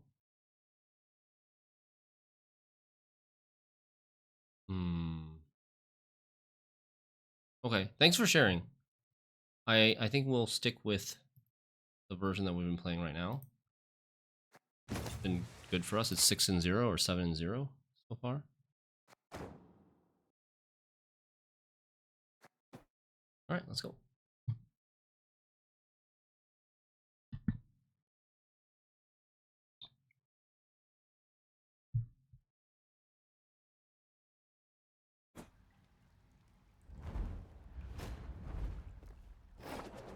His glory. Don't make me laugh.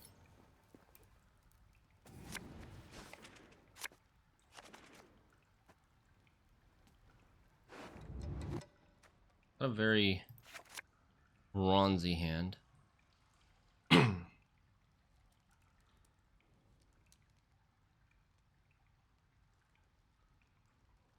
a lot of the bronze dwarf units in the hand.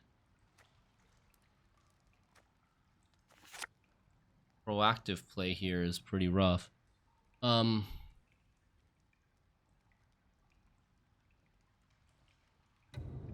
think we get rid of COC.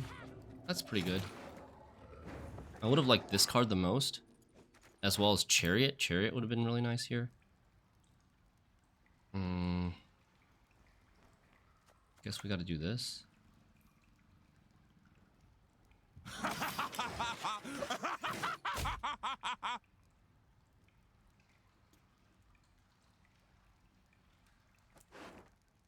That is one thing that we lost here. This card would have been an agitator. You're about Troydam. Plays with Glory Renfri. Okay, so that's the Renfri Ulula list. That's going to be kind of tough for us. They have a lot of point slam.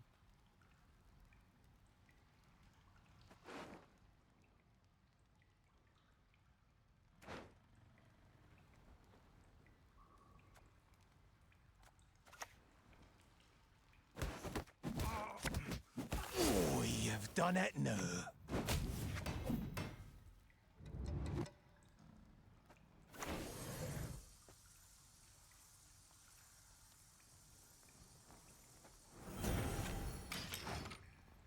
Think we buffed that?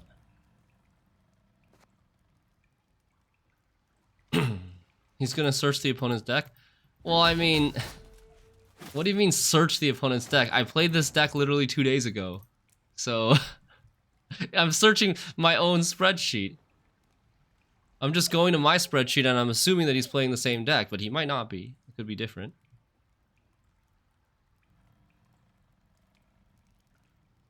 Six spaces left. 4 spaces left. 3 spaces left. So let's do this into 3 spaces here. Hi ho, hi ho.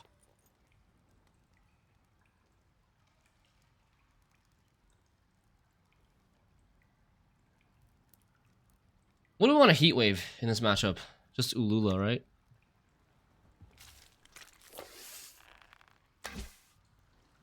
Oh, new card. Look at that. New card. Come on! Yes! Talented.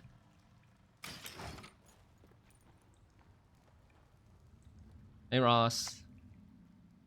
What's 3 arrows in me eye? A pinprick, that's what!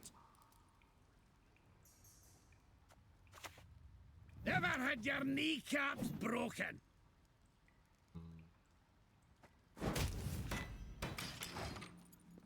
Hopefully this doesn't ping this out of like 8 units.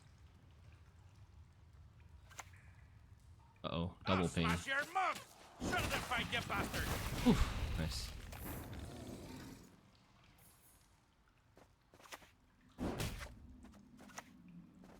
Water is a poison. Okay.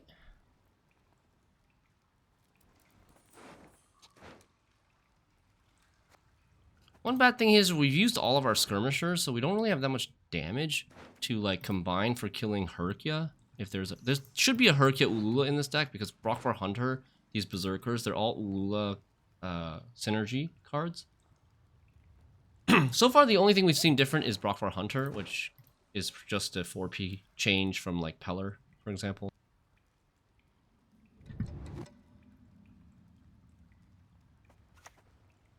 There's the coral. That might even be amusing. Nothing like some overseas plundering in spring.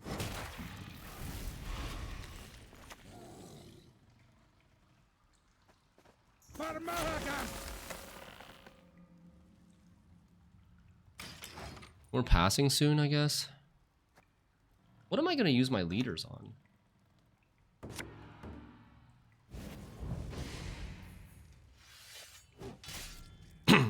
I don't really want to pass. I don't want to pass, but it kind of sucks that, like, I want to Heatwave Ulula.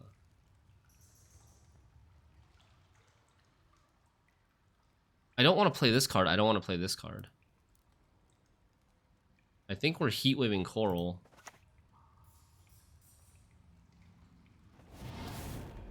And then we're doing this.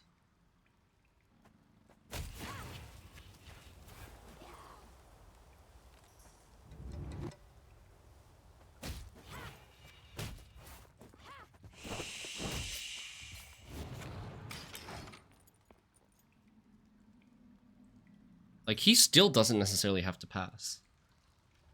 Quite annoying. 25? You could have a Geralt of Rivia? Yeah. That needs 12.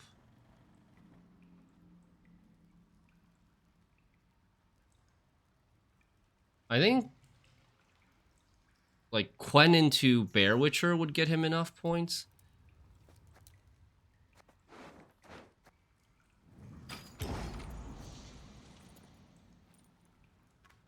I think we just gotta pass though. My cards are a little bit wasted here if I play them. Okay, he gets leader. That's good. If we get his leader, it's kind of good. But if he plays Renfri, we're sad.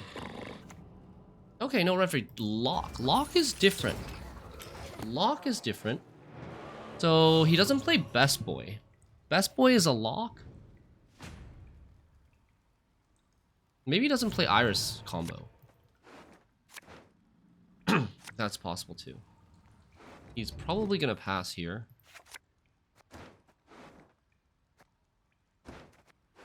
We should take a mulligan, but the question is, what do we mulligan? I think we mulligan Zoltan's Company. I want a mulligan for Zoltan Chive. Okay, well, no such luck. Mulligan Zoltan's Company because we're gonna play. If he does play into this round, we're gonna play Call of the Forest into Philavandrel. Is it ever right to play Call of the Forest into Zoltan Chive? Is a dead mage.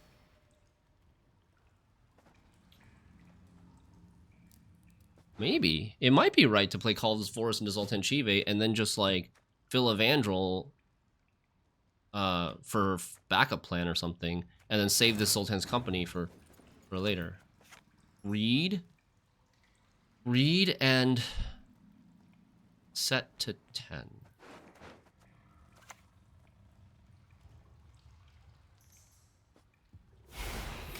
Yeah, no Darren, no Iris companion. Or definitely no Iris companions in this deck. No Darren, no Iris von Everick, it seems. And no Best Boy. He's got like another big gold somewhere. It's annoying that we don't have our COC right now.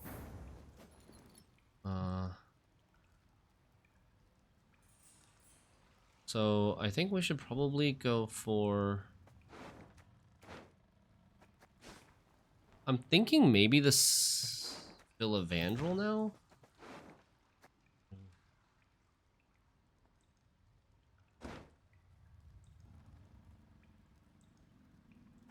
Not yet. Not yet. Let's do this first.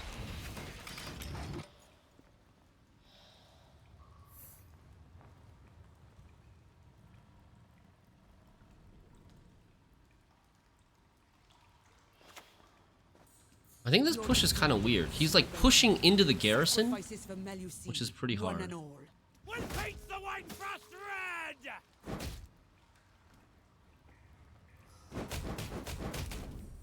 Ouchies. Ouch. Okay. So we're gonna play Philavandrel because we need points. Oof. Oof. Oof. Man, he got rid of... Like, no COC here made this kill, like, 3 dwarves. Or is it 4 dwarves? That allowed him to kill, I guess, 3 dwarves? Because no COC.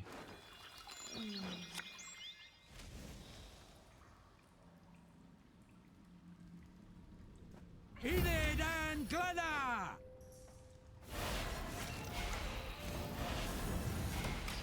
But I think we're gonna be okay. How's Dwarf Swarm? It's 7-0 so far. It's undefeated. Worst case scenario, we lose 2. Yeah, I don't really need any points here. So the question is, I think Sultan Scoundrel is gonna be better, right? Sultan Scoundrel is gonna be better. 1, 2, 4, 5, 6, 7, 9. 9 minus 2, 7, and he doesn't get any points, right? Just making sure. I've got to get this stinking mess. What does he have left? He has no leader left. He has Urkia. He has Birna. Urkia, Birna, Coen, Bear Witcher.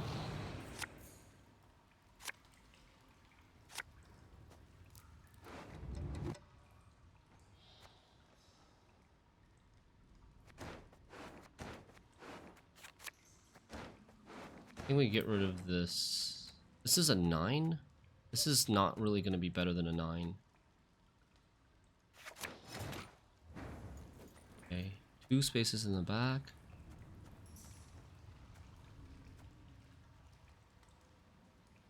Five. I think everything front, I think. Zoltan's... Well, is he going to kill my stuff? He might kill some stuff, so maybe everything back. He's going to kill some stuff with Bear Witcher. So back, and then Zoltan Warrior back. That'll be 8 spaces, and then something will die, and then we can play Zoltan Scoundrel and not waste the Eudora body. Blood! Blood everywhere! And if he doesn't, well, now we might have to just play this and play this front row.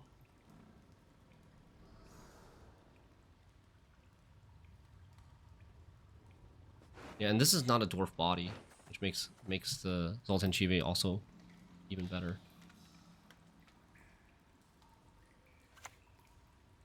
Alright, we're looking really good. We're looking super good. He's got no more discard targets. Mork Bark's already been used up as well. Oh, Iris von Everick, super late. This is why I don't really like the Iris von Everick thing. Let's just do this first, I think. In case he's gonna... Because if he kills 1 unit here, I can't really play Zoltan Warrior behind. because it's just not enough space. And we just got so many points again. Yeah,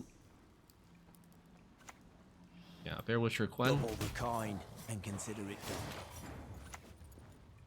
done. Always willing.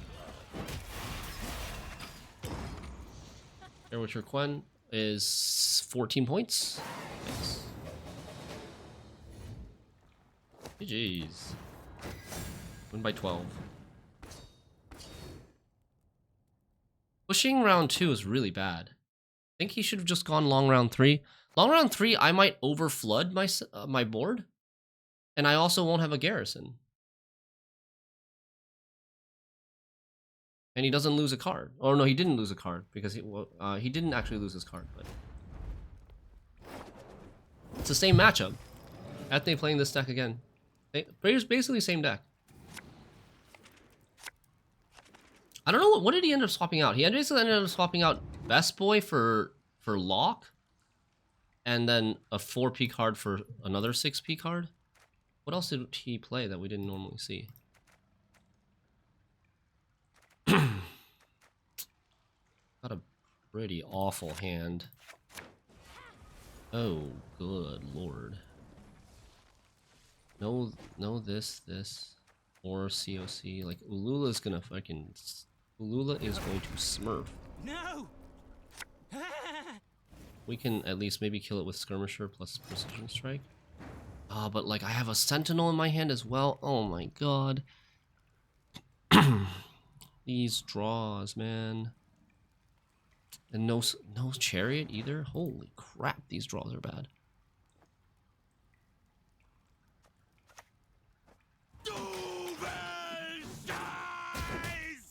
This might be GG because of the draws. If Sentinel was in the deck and Chariot was in my hand, or Sultan Chive was in my hand, or Heatwave was in my hand... I suppose. And the end. Crack and eat me ghoulies. Looky here. So, I think it might be better off to just not commit in this round. Yeah. I think it's better off not committing in this round. Let's play this and then pass. Do I want to play the Berserker? Is the Berserker any good? I think I want a longer round 2, so that I can... Well, if I have a super long round 2, would he 2-0 us and then we have no space? Maybe we don't want a super long round 2. Yeah!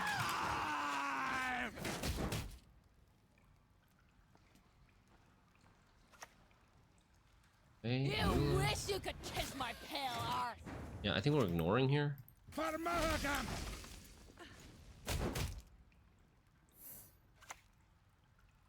What's 3 arrows in me arse? A pinprick! That's what! He didn't curse scroll. He's getting another 4. He's getting another 4 points. He's at 30. I need 22. This plays for 6. And then I need 16. This plays for 12. And I need 4. That's a lot too. I think I almost better off passing, but I wish I didn't keep the guard. I wish I'd kept the Berserker instead. The guard is bad against Geralt of Rivia. It enables Geralt of Rivia. I think we're playing. Right.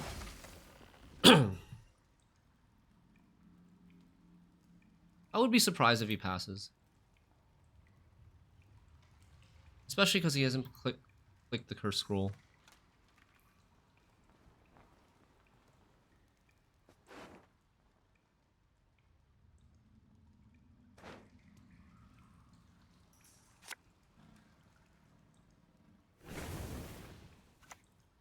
I kind of wonder if I should maybe play Garrison, though. Okay, we probably don't want to play. Too far behind. 20 points.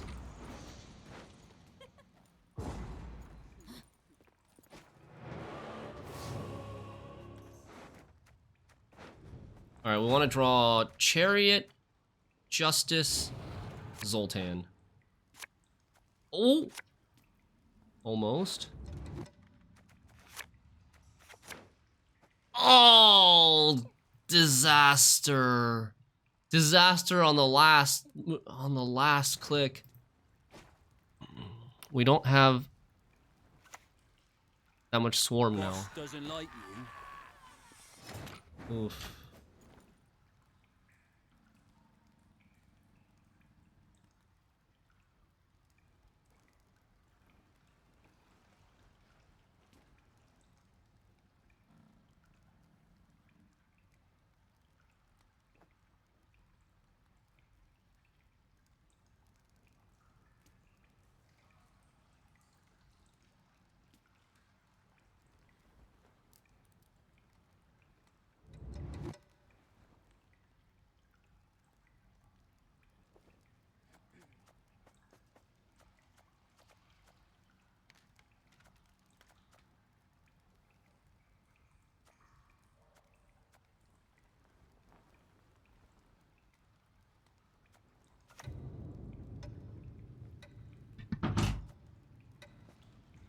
Yeah, my wife came in asking about Leo. I'm trying to count my space. I don't have a lot of space, but I'm banking on him killing some of our stuff. You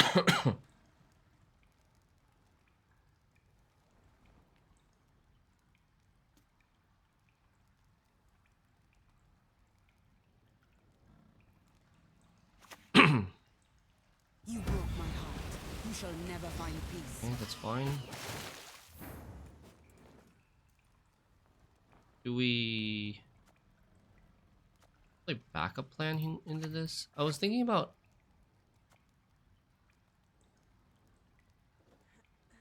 well, actually, maybe not. Maybe skirmisher into this. No, skirmisher into the rain is very scary.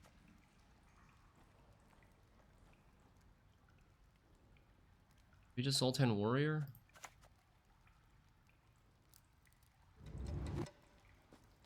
Come to Pappy!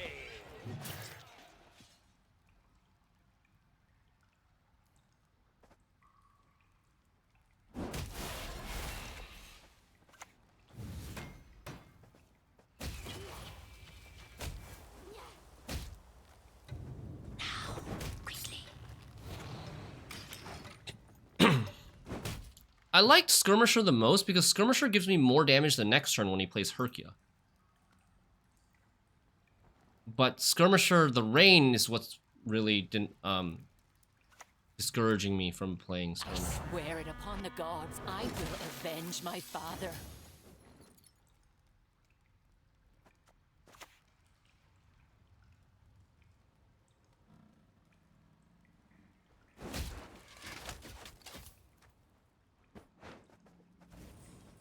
Go, Black Banner!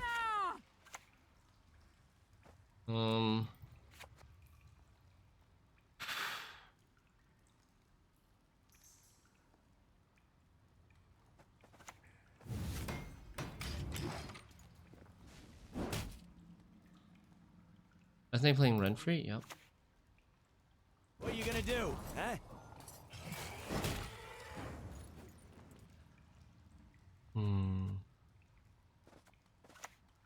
Damn. Now I can't armor this that easily. But I think it's still worth killing. I gotta be careful about gotta be careful about Renfri. Renfri Wrath.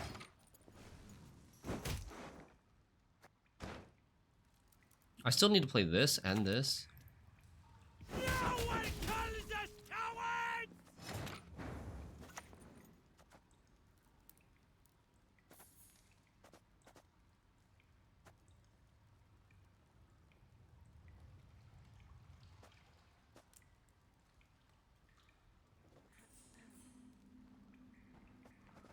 Always willing.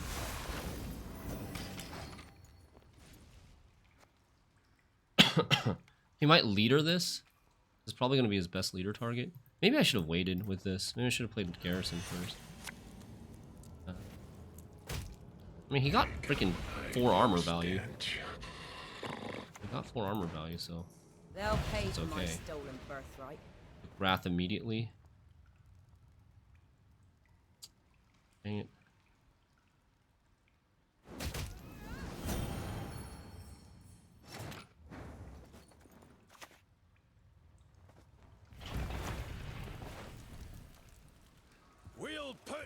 Back 'em boots to Imperial arses. Come on. Pass, please. Please pass. Woohoo! He passed. That is good. That is real good for us. That is really good for us. Now we don't have to use either of these two cards, and hopefully we don't draw too poorly. I want these two cards, and that's basically all I like. Justice is extra. Barclay, Zoltan's come. Oh, you can't make this shit up. The best 3 top decks, and then we get Justice. Ryan Godric watching over me. Ryan Godric watching over me. Amazing. Okay. It's Jover. It is Jover.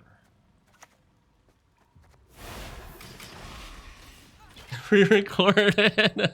Hey, Saneon.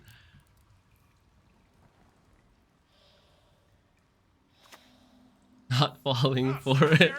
I mean, I only had like, I didn't have that many cards left in the deck, so it's fairly reasonable. Am I gonna be out of space? Wait, hold up.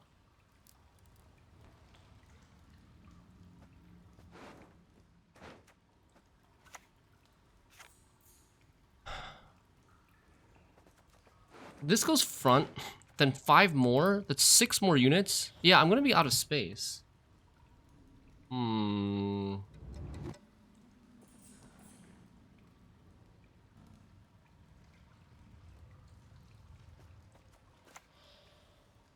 But I think it's okay. It's just, it's not much space. Pride is all we've left.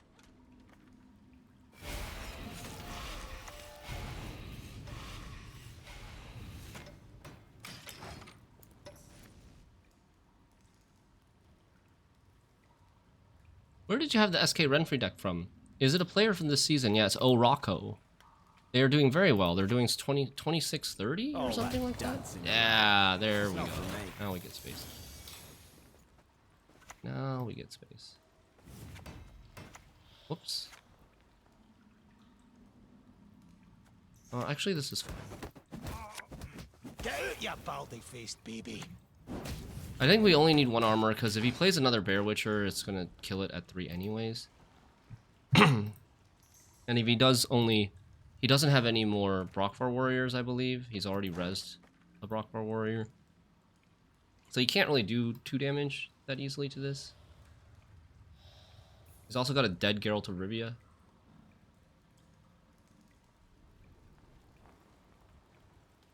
Ryan Godric watching over me. Oh wait, I thought he... No! Sad. Okay, I mean, I don't think it's gonna matter.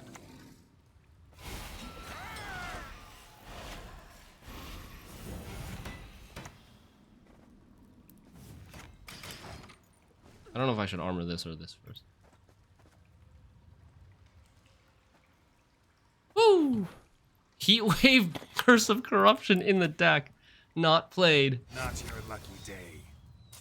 Oh, that's unfortunate. That's the only Witcher left in his deck.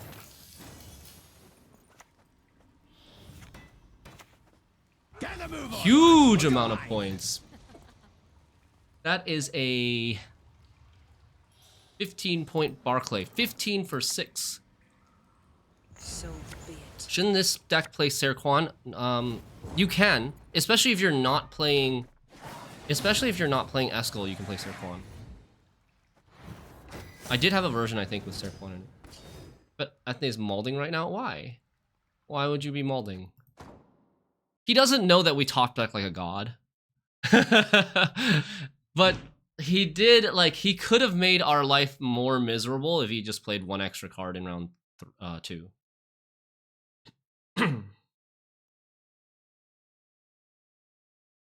Yeah. If he just played 1 extra card in round 2, it would have been definitely feeling worse, but I think we probably still would have won, given how... I don't know. Maybe not.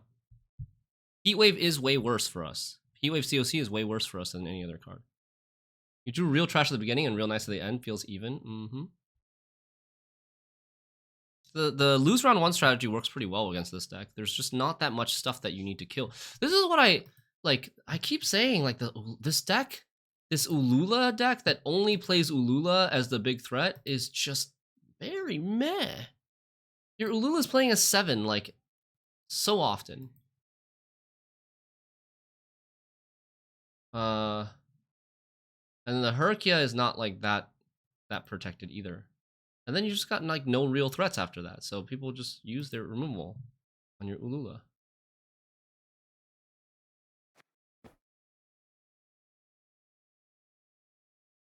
It's strong from red. Right? Because it can win on even. Sure. That's it. Well, that's not a very good ladder deck, is it? If it's just like needs red coin. I don't know. I just feel like it's a very fundamental deck building concept that you don't play a low floor threat like Ulula when there's not bait for her.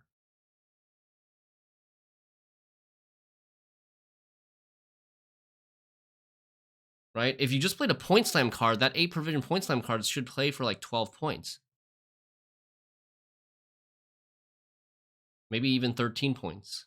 Like for example, like I don't know off the top of my head what would be equivalent in fucking, I mean it's not Renfri valid, but Heron Kaduk. Heron Kaduk is like it's a 13 for 8. Heron Kaduk, kind of conditional, but kind of 13 for 8. You know, I know you can't play it in Renfri deck, but like compared to Ulula, 7 for 8 if she gets answered. Well, not always 7 for 8. She might get more value if she gets answered in certain ways, but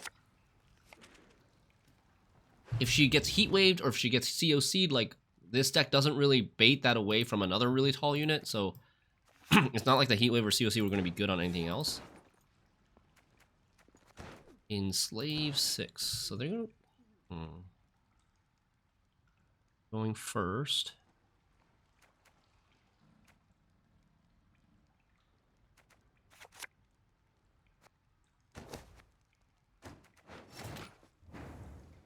Kind of forced to go deep round 2. Why is it forced to go deep round 2? What's the logic behind that?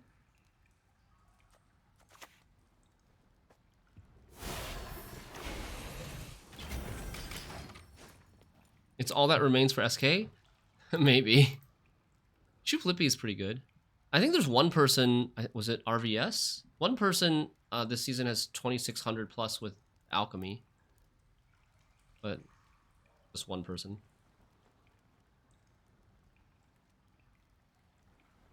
Is this a good matchup? I don't remember. There is good stuff for them to copy. This are all pretty good for them to copy. I guess this, and he's Taurusing, so he's gonna get the Scoundrel at least. He can't get the other 2 good cards with Taurus at least. I don't have Heatwave or COC right now. Very sad. Shall be united under one 16, man. He took volunteers. He's gonna copy my volunteers and thin his volunteers. But he needs a dwarf first, so we gotta try to kill his dwarves if possible.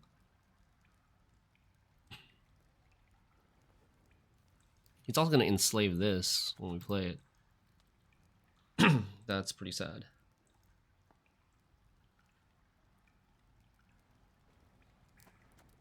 Okay.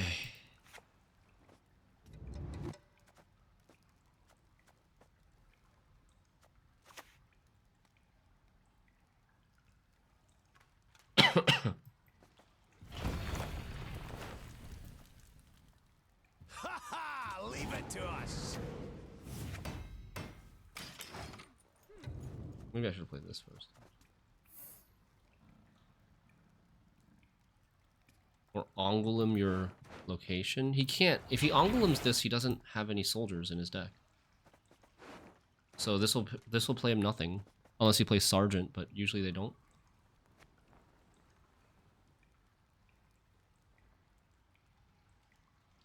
Like it's starting deck.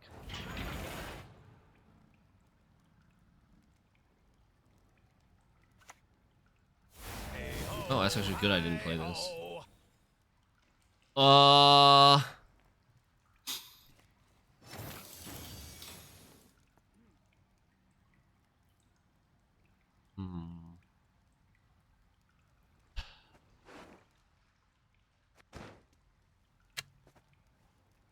I would really like to kill those. I don't want a triple leader. I'm thinking double leader berserker.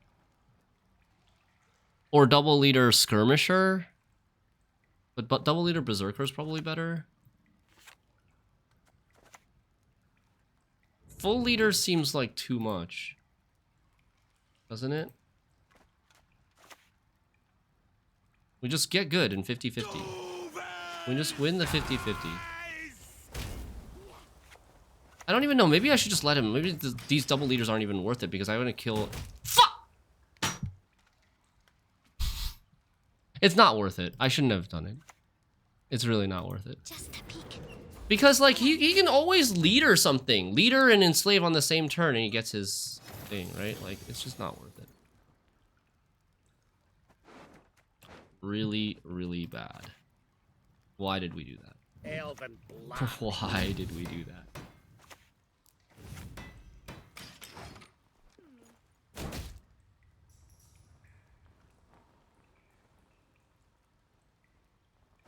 Who has the infusion? What? What? Are you serious right now? What? Huh?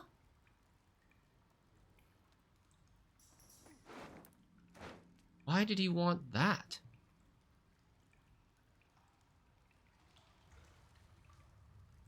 Interesting.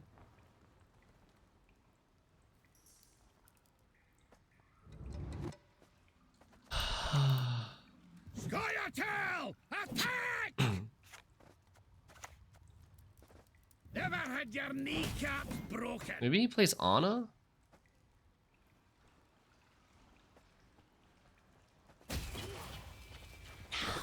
Quickly. I don't think if I should click this or not.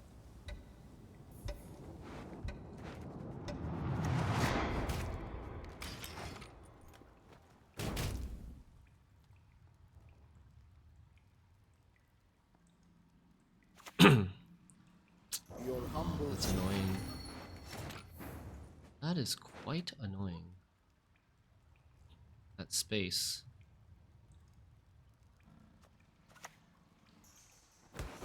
I was gonna take guard for the point slam, and now I gotta take this.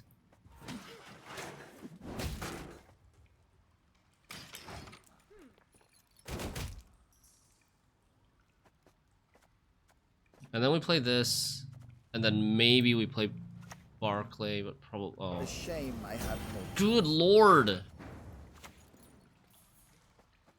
Damn the horse sons! Do we click Garrison?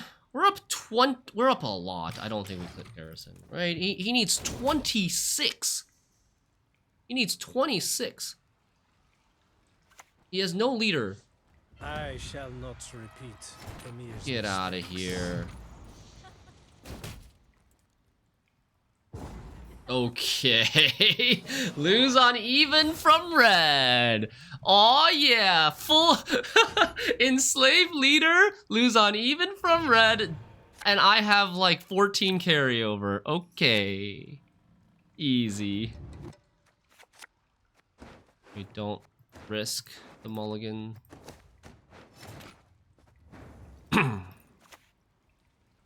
2 spaces, 8 spaces, plus 5, 13 spaces. I have 5 spaces left. 1, 2, 3, 4, 5. And I don't have to play this if I don't want to. We're gonna play this back row.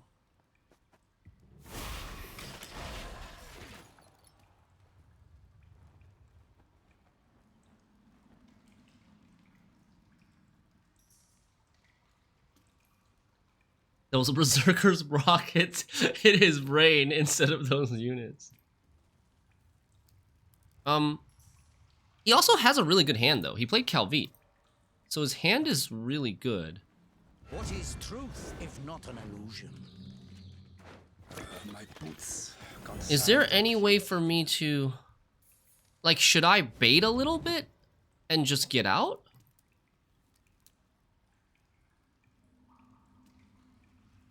In this profession, Carrying trophies is most cumbersome.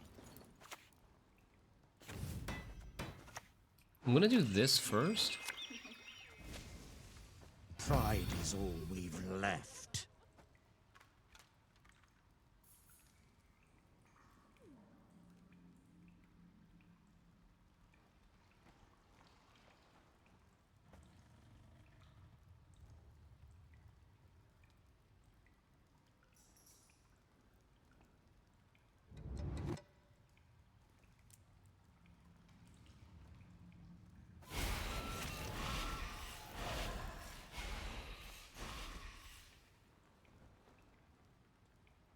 I think we'll just play everything.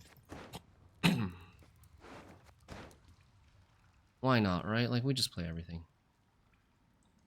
What is this deck's worst matchup? Oh.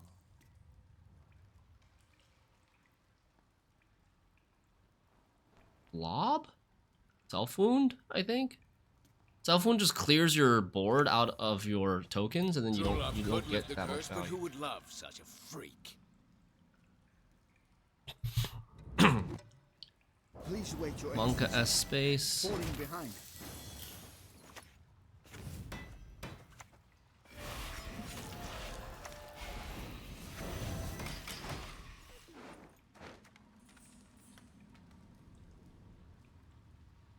Monka space.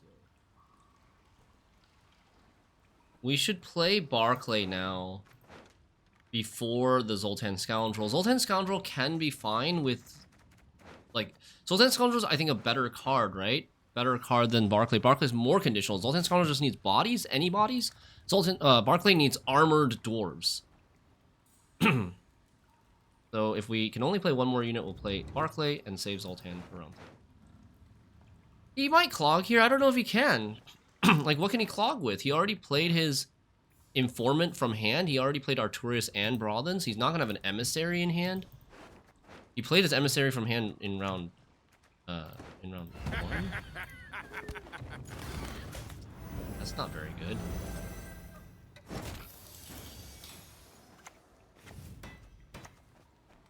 I've got to get this stinking mess in order. Like, he can't clog with Coup if he has it. He's not playing Joachim. He's not playing Roderick. Like, he can't clog with anything. Otherwise, he would have, right? What do you need me to do? That's a big play. Is he ahead?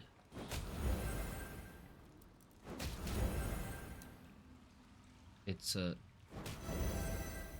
Nice. Wait, shoot! I passed too fast! Why didn't I play the Zoltan? Fudge! No! Whoopsies! Although, I think, honestly, playing the Zoltan might be wrong. It might be wrong. Because like, playing the Zoltan, he might be able to get ahead, depending on what he has. I think he has a Vilgefortz. Vilgefortz and something. Either Coup or Lydia. Dude. Dude. Oh.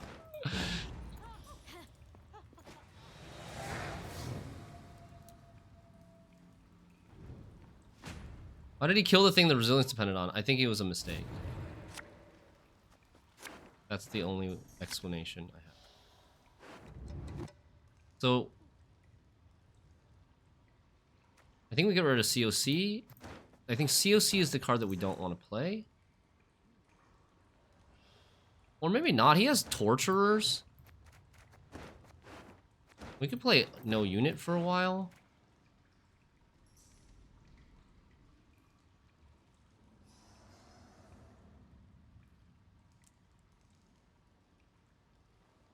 I think maybe we keep this hand. No unit dwarf sounds OP. I think maybe we keep this hand, actually. You have our undivided attention. Gross.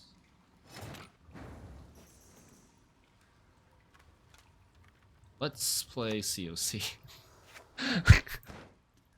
Oh, what do you guys think? Would you play COC here or backup plan here? I think we have double last say. We have double last say. This leader is worth 7 points? This leader is worth 7 points? So if we just discard everything, I could also just I could have discarded this. Come to Pappy!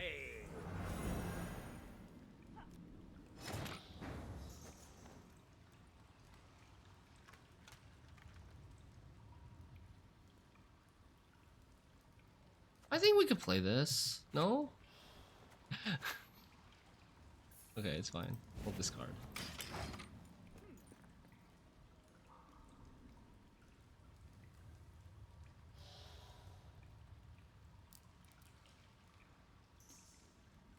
Oof.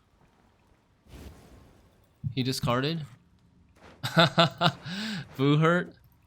Okay. GG's. If he's discarding, he's gonna have no points.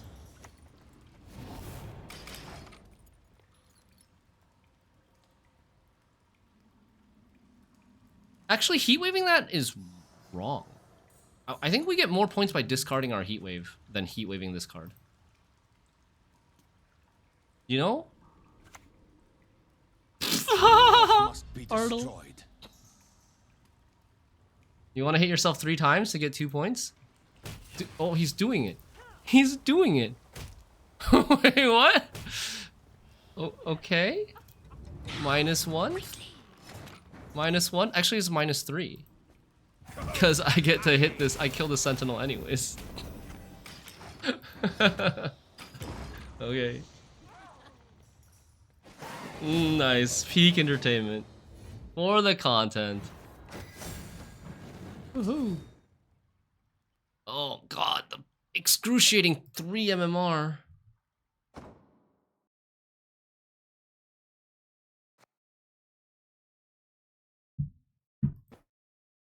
How will we win against 6-point finisher with double last say?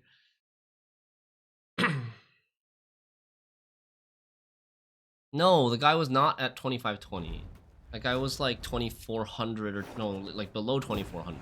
I got 3 MMR from Oh, I him, sense trouble. which is the lowest you can possibly get. So he's probably like 2350 or lower.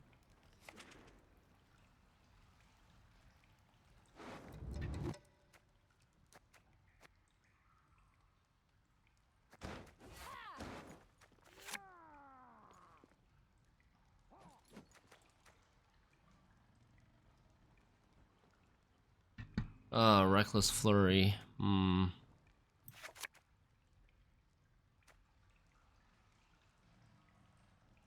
Risky mulligan of the day. Oh, nice.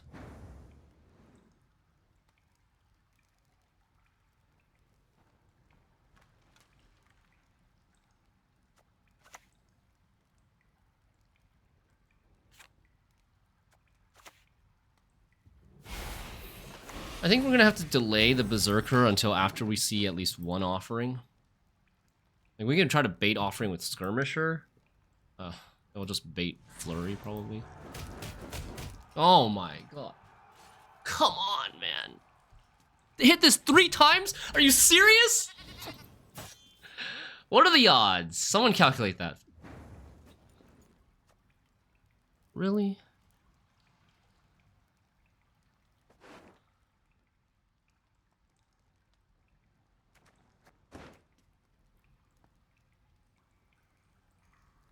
I don't have anything to play.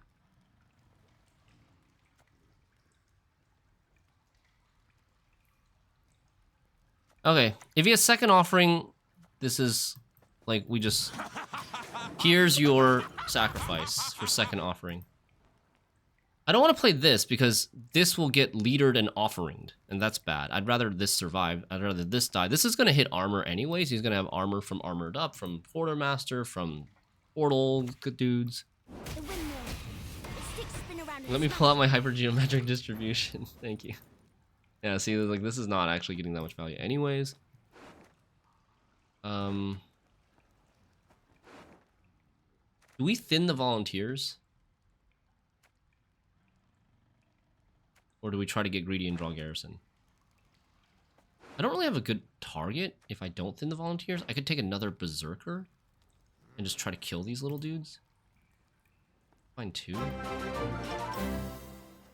Yeah, maybe because he doesn't have the second offering right now. He does not have the second offering right now, so we can kill the berserkers.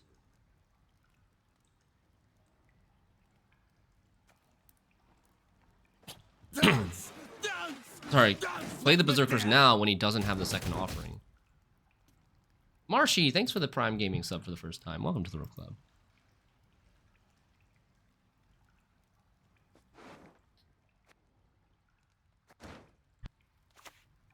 You gotta be quick. You gotta dodge.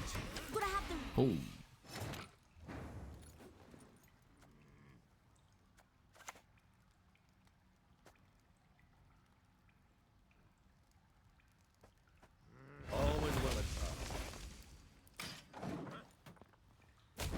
No, didn't kill any of them. There's nothing to remove in this deck. One of its sides, the rest will fall in place.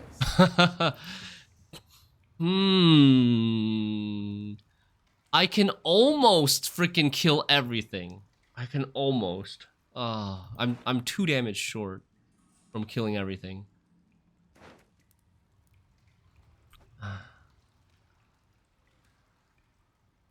I think we maybe just COC.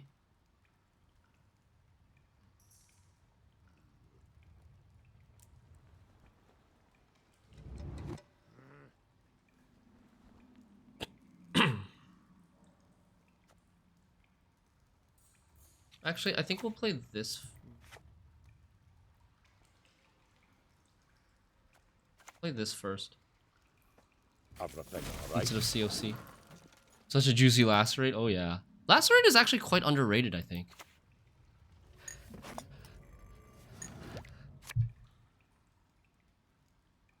If you're not fast enough, the windmill will hit you hard. Vesemir is coming.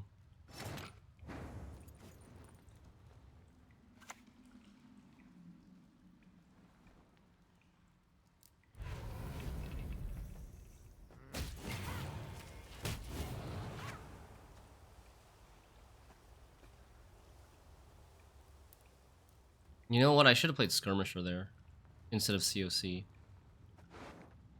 Should have just Skirmishered one of these students, the 2-power student.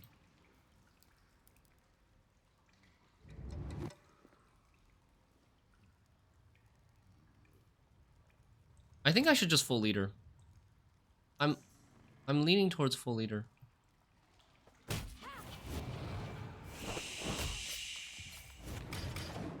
I know this is overkill. But now he, like, doesn't... Now he has a really tough time playing the Vesemir. Because the Vesemir, he wants to play the Vesemir for carryover. But if I get really far ahead, he can't really play the Vesemir because he'll risk the tempo pass.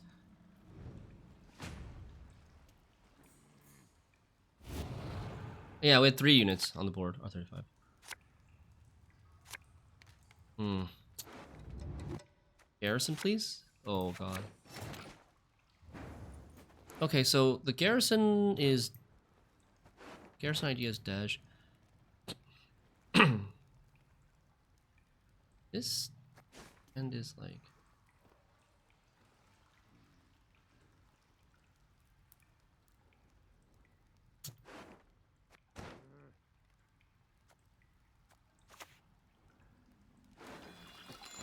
I think we at least want to play one Keep a stiff neck. Zoltan's Company. Opponent's not going to play Gird, right?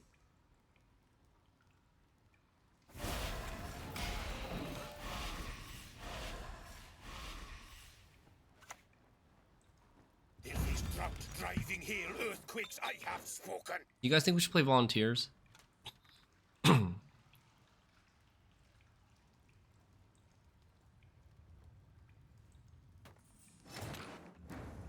There's going to be 3 cards we don't play.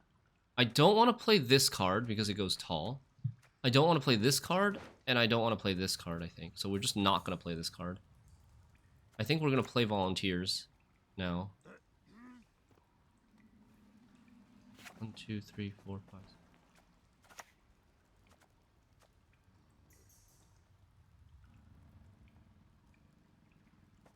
I don't think we should play the second Zoltan's Company because then our garrison gets a lot worse.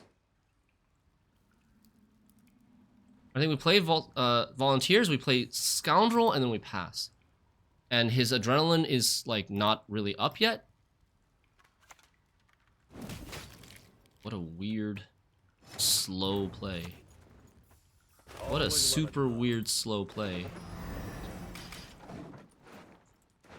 Okay, so we've got 6 cards in our deck. We're missing 1 thin. Hopefully this card and this card is not at the bottom.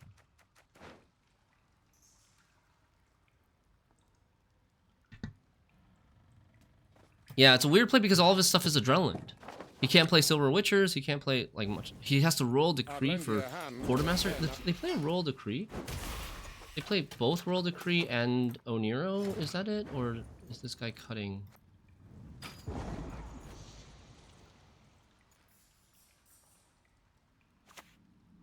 There's the Vesemir that he's held since round 1. He hasn't drawn his portal. I haven't seen Royal Decree that often in this version. Royal Decree. Oh, he plays Leo, maybe. He plays Leo and Royal Decree instead of Oniro and something and a 4. I don't think he cut portal. I think he just didn't draw it. And he doesn't play Oniro. And he didn't have blue coin for Cursed Scroll. Damn it. What are you gonna do, huh? 8 and 81. So 10%. That's not bad. That's not actually, that's higher than I thought. What did you do there? Leader, Coen into Bear Witcher? Damn, by 1? Damn. That was cheaper than I thought. That got him out cheaper than I thought. Okay. This is the perfect hand. Oh, he didn't even have to lead her.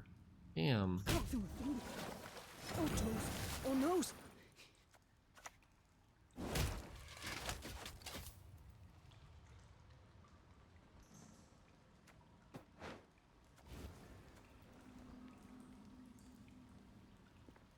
Row do I want my stuff on? 1, 2. Oh, it doesn't really matter. I don't have anything that's row locked. This is elven land, Dwan, upon which your kind dies. Might be worth... Oh, shit. The leader's that?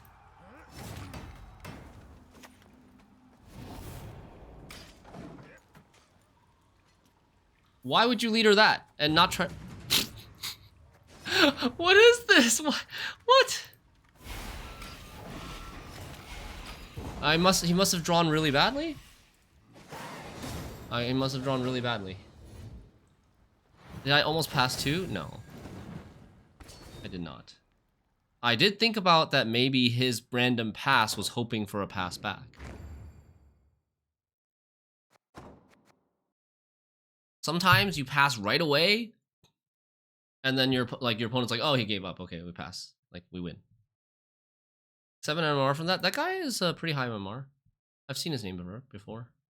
I mean, Witchers is not a bad deck. It's not amazing in my opinion, but it's not bad either. It's quite bad versus Dwarf Swarm though. Dwarf Swarm has such a big upside of just not going tall and just not having anything. No tall punish. Your tallest unit outside of your guards is a 6. He learned to play Oniro instead of Decree. Yeah, you distribute points really wide and you don't go tall. So resets, tall punish, they all brick against you. You've talked enough. As long as you don't play your as long as you're aware and you don't play your guards into it. That's why I like to play guards in round 1. They're less likely to have it, and then we can play it. You can also play it if you know they have Geralt of Rivia or something. You can play it as a 8 power. Going first against Fra.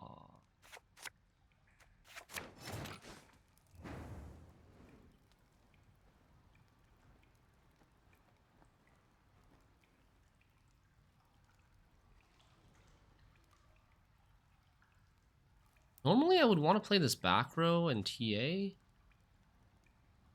But I don't want to play into 2 rows right away. That seems kind of bad. But if I don't, then this is not going to get a lot of points. I have like both Swarm. I have no Garrison. Really wish we had Garrison Justice here. This is a pretty weak hand, honestly. Pretty weak hand. I'm just trying to decide if I want to commit maybe Call of the Forest into Philavandrel in this round.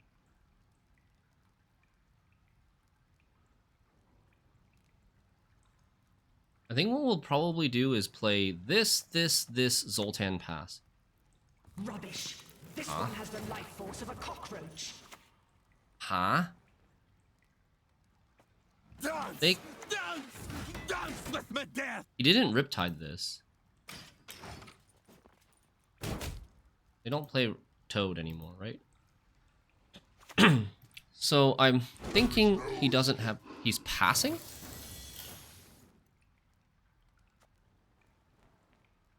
Alright, now I don't want to play this. If he's passing, I don't really want to play this. I want to save this for what's-her-face? Aristocrat. Dude, is it... Oh, man. Is it, like, too troll to play this as a 4? We play this as a 4, and then we play Zoltan. And then we see if he passes. I really would like to save this. Everything all right? Like, what is this opening? This opening is the weirdest opening I've ever seen. It's screaming that I want to pass. He played a 5 and then another 5. Actually, this was like a 3. He moved the wrong thing.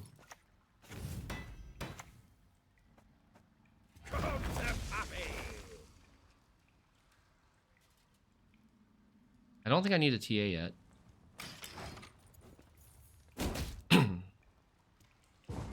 Okay, he passed. He must have a really, really dysfunctional hand. I've never seen Frost play like this from Red Coin.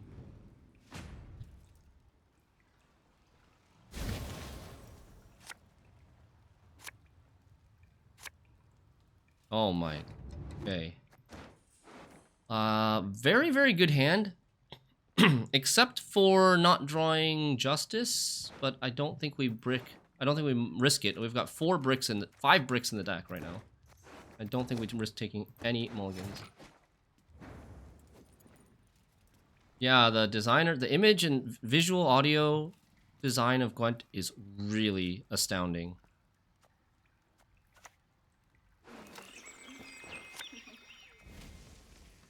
Pride is all we've left.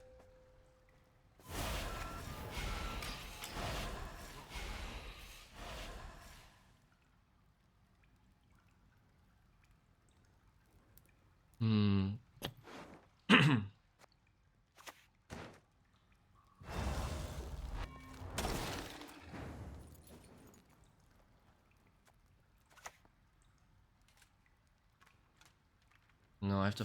that doesn't work.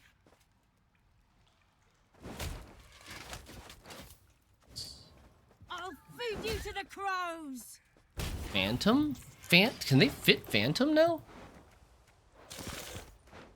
Because Phantom's only 1 provision off from Toad Prince. A little bit surprised to see Phantom. This match is hopeless for Frost, right? I mean, the way he played round 1, I think so. But otherwise, not necessarily. So apparently turquoise has become fashionable again. Can you believe it? I could take a 50-50 COC here.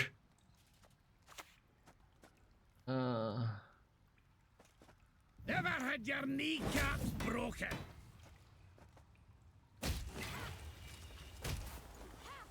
They cannot see us. COC and Heatwave, I don't see how they get out of this.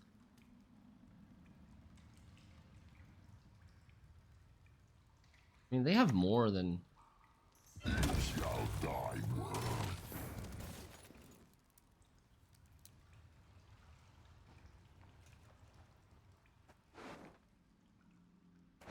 This is 4 slots, and then I have 2 slots left. I'll play this and this. I'm really considering.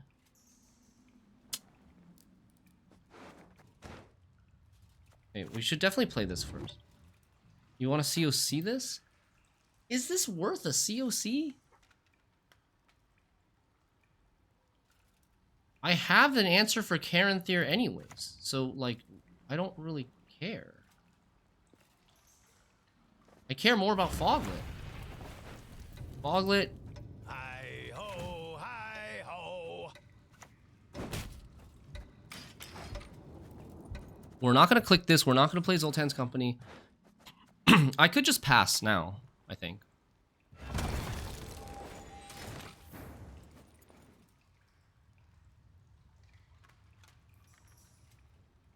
I regret clicking a little bit, my Dwarven Skirmisher. I think this looks like a pretty good juicy little COC now.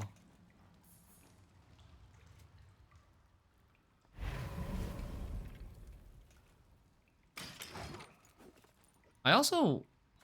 No, we should...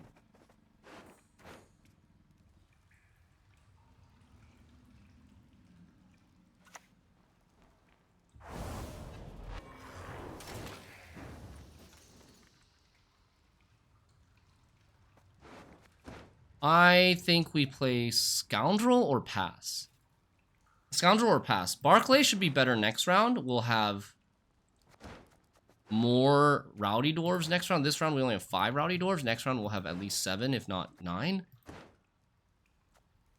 Zoltan Scoundrel is getting max value right now, so we could Zoltan Scoundrel. But I also feel like the longer we stay in this round, the faster he can catch up. Oh, he also has a Winter Queen still. He still has the Winter Queen.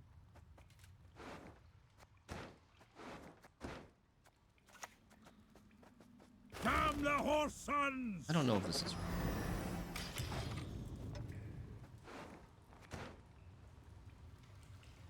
Like, he Ardgaith's here. This is a big tempo. Ardgaith's big tempo here. Naivety is a fool's blessing. Yeah. My ice will pierce both your hearts and minds. Right? Like, I feel like we should have passed. If we had passed, this is not even enough for him to get ahead. But now he can catch up. Now I'm pretty sure he can catch up. And we just let him get Ardgaith value twice instead of once. I think we should have passed.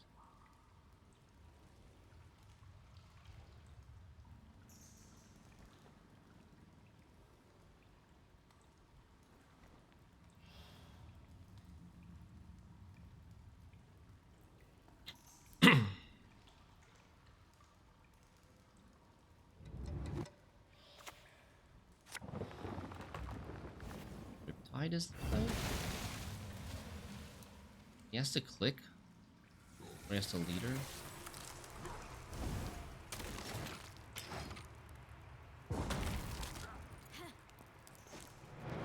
Yeah, I don't like what we did. I do not like what we did. Passing really was better. I think we could have gotten him to click the Tyrnalia or go down an extra card if we just pass without playing the Zoltan. He got more synergy from the extra turn than I did.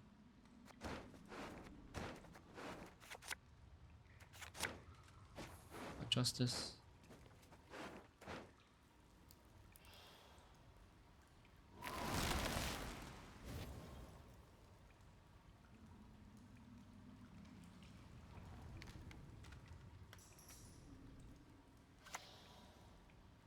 There is no escape. I guess we just heatwave it now. There's... We just wait and play no unit for a little bit. I would play Chariot, right? Or, no, maybe not. Maybe we will... I have single last say?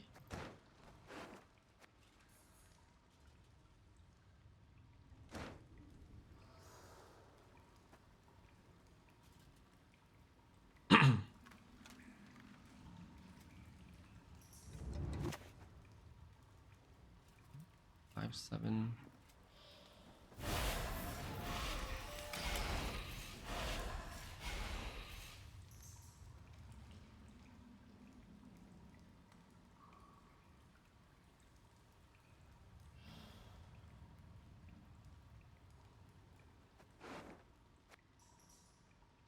Not sure which one of these three I want to play. Pitiful creatures. They shall not be missed. Jesus. Jesus, this is not good. We might lose. This is looking bad.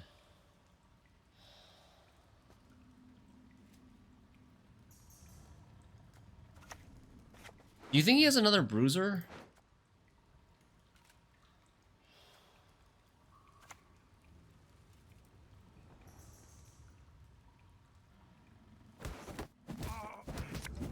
I'm gonna play this.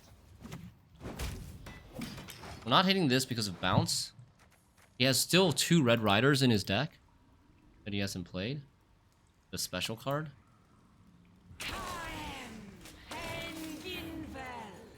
Okay. Now we're gonna play.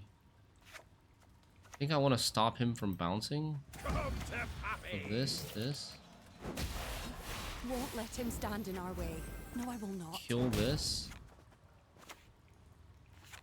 Not yet.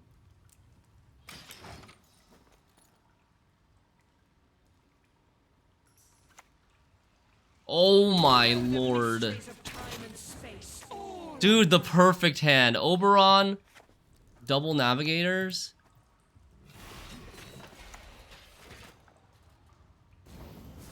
The perfect hand with a much bigger deck than us, but it's gonna be close. If this is okay, good.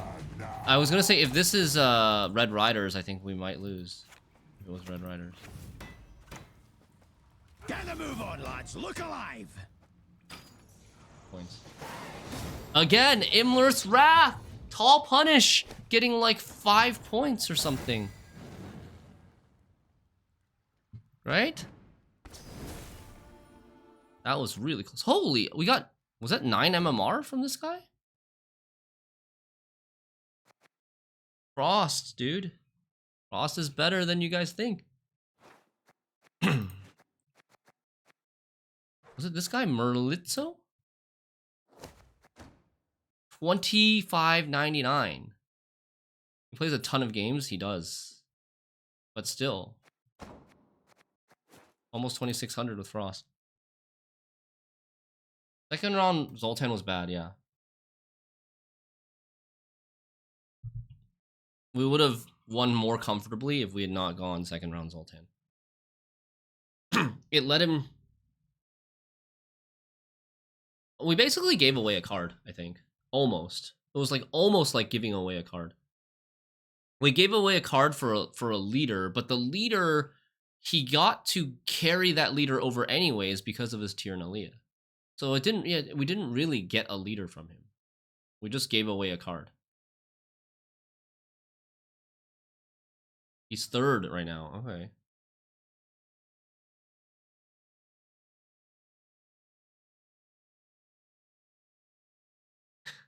What do you mean he might be a bot? Dude, this deck is doing it again. The first time we played this deck, like 6-7 months ago, it went 17-0. And we were super skeptical of the deck when we saw it. And then it went 17-0. And now today it's 1, 2, 3, 4, 5, 6, 7, 8, 9, 10, 11-0 so far. And we're much higher MMR this time. We started around 2460, 2470, instead of starting 2400.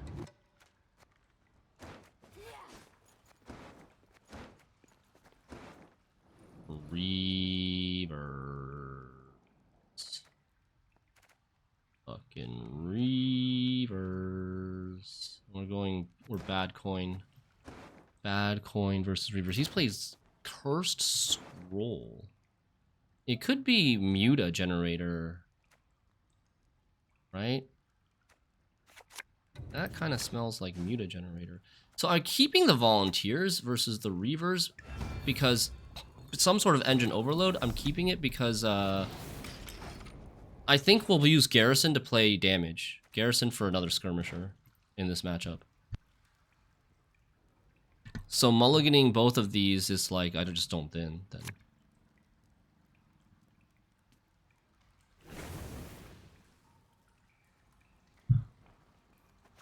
Justice gets me damage. See it in your dream. So this copies Reaver Scout. Salutations. That's kind of gross. That is a... I think we ignore. I'm wondering if we should just play this front row so that it doesn't die as easily. I don't... I mean, I might play this or I might play this in this round. I feel like this is a type of matchup where we should want to win. Ship Ballista? Yeah, it could be Ship Ballista.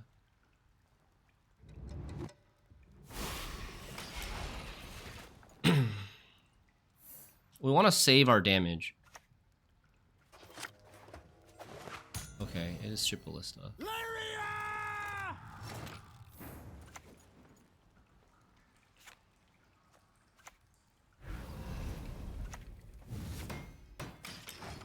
He could be Erland, honestly. Maybe using the COC was a mistake. But we're broke as shit peddlers. He uses leader. He could have been Erland. Yeah, fudge. I regret.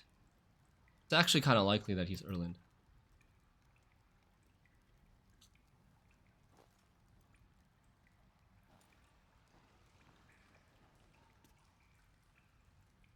Oopsies.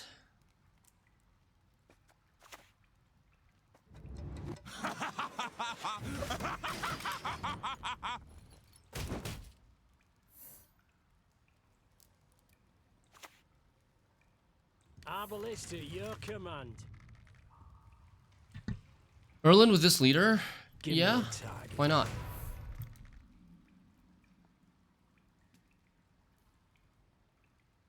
One boat's all I need.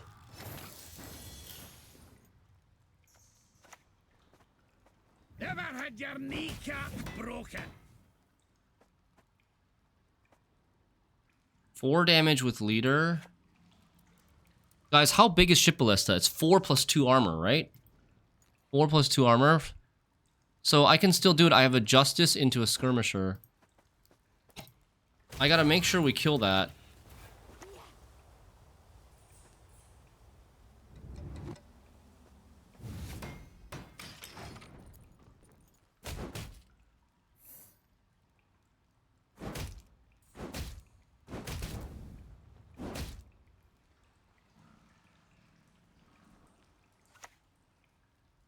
Travel makes one modest. Wow, Let's one whim? see the bigger picture. Aye. Wow.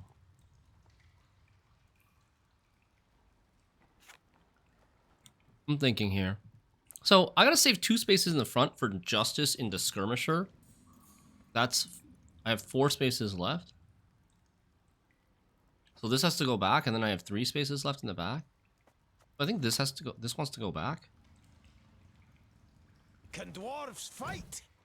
This goes back row, then Zoltan's Company back row, then Scoundrel, or maybe then Barclay. Oh, then Scoundrel first, and then Novigrad Injustice, and then Barclay last. We have a very playable hand. That's good. The COC was a really big mistake. I just did not need to rush that.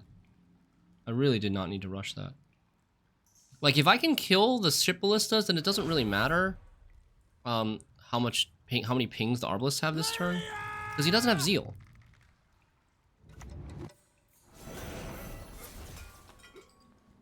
Ballista, your command.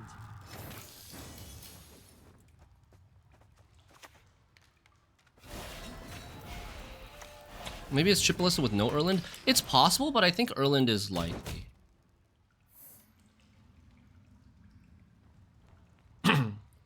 Dwim location again for Zeal? Oh. Oh, shit. Oh my god, dude. Gross.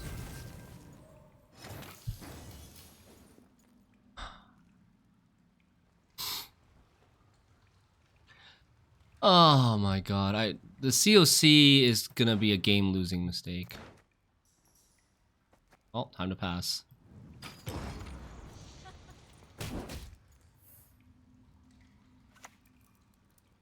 Steady. I said steady. Cue the Jeopardy music. Pulley.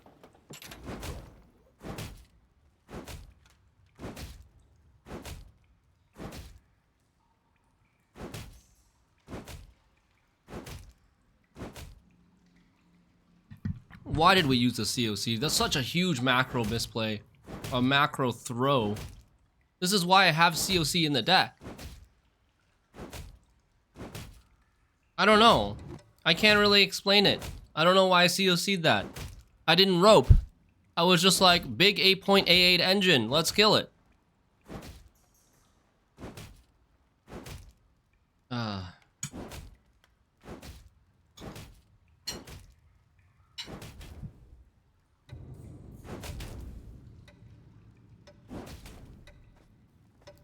Boost by 40 and boost by 41.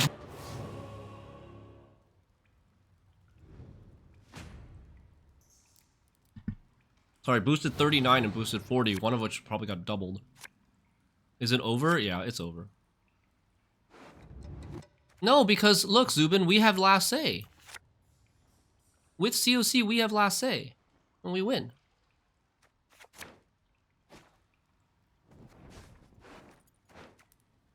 Maybe he'll try to 2-0 us?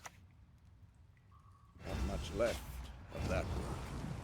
Silver Witchers, and none of them got the buff from Ship Ballista?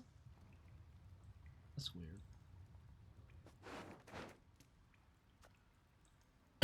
Okay.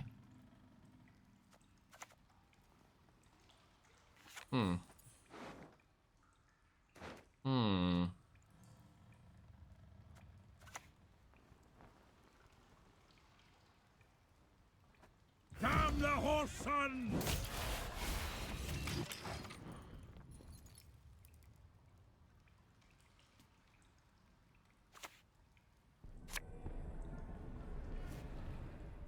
Oh.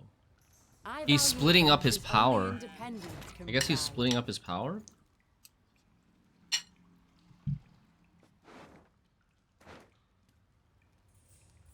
Okay. I don't know, I feel like this is somehow better for us. Doesn't this somehow feel better for us? Heatwave was spent on Muta, yes.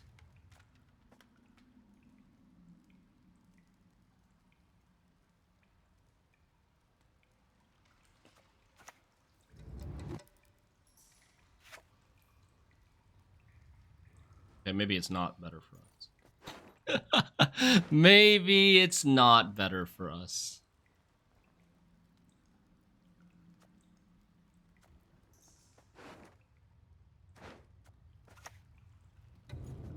Come to Pappy! 2 units. He's not playing Erland this round. Oh. Back to the dust whence Oh. it came! So there's no Erland.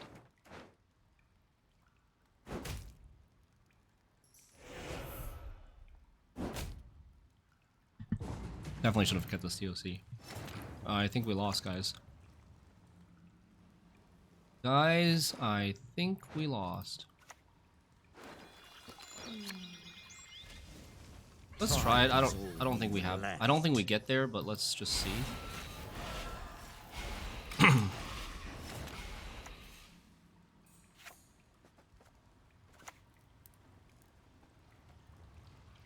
Yeah.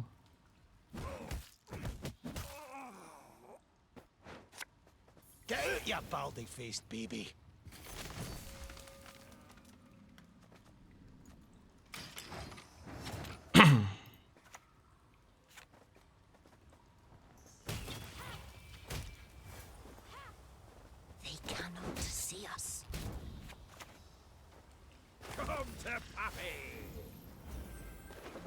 It's kind of close. Not enough. COC would have been okay. Stinking mess in order.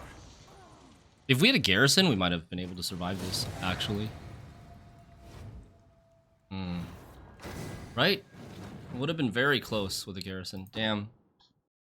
But big macro misplay.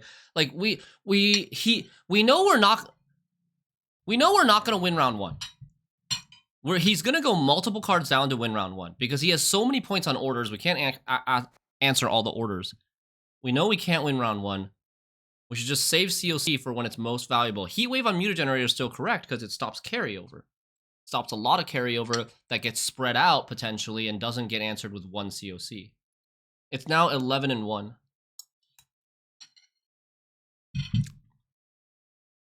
We did guess right. Nate, we knew what we were playing against. We knew what we were playing against after like the first turn. Or the second turn.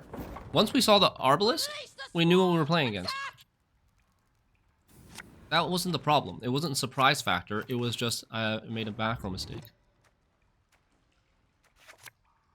We're mulliganing this Philavandrel every time because we want to buff it with the Call of the Forest to 6 power so that it gets the Zoltan's Company.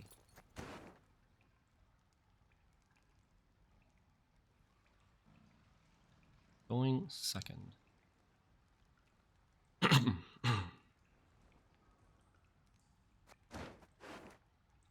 I want to try to draw Justice, but I have so many bricks in the deck. I'll keep.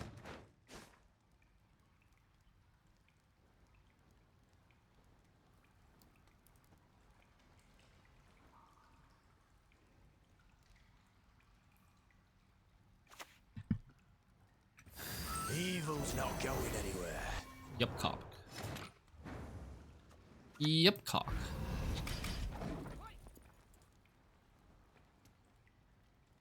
Did I do that too fast? Should I have cocked that? Okay, it's Nova version. Save me some time. It is a Nova version.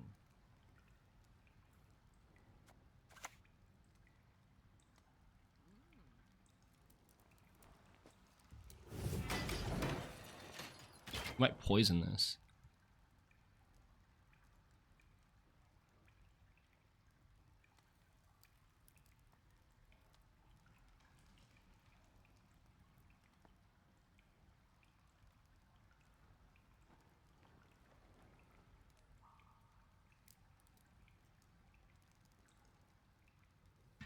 Bounty Necker is like good again. Right? It's good again with the exception of Executioner's losing 1 power. And I guess Ignatius losing 1 power, but that's not like a big deal. Dance! Dance! Dance with me death! Could have tried for Purify, but I don't think it's really worth it. Whoa, new card. Right.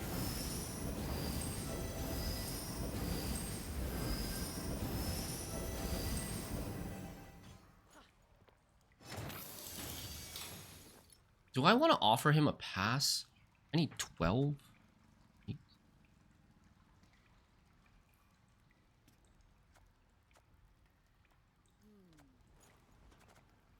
I'm considering Zoltan Warrior here. I don't think I want to offer him a pass. I don't want to offer him a pass.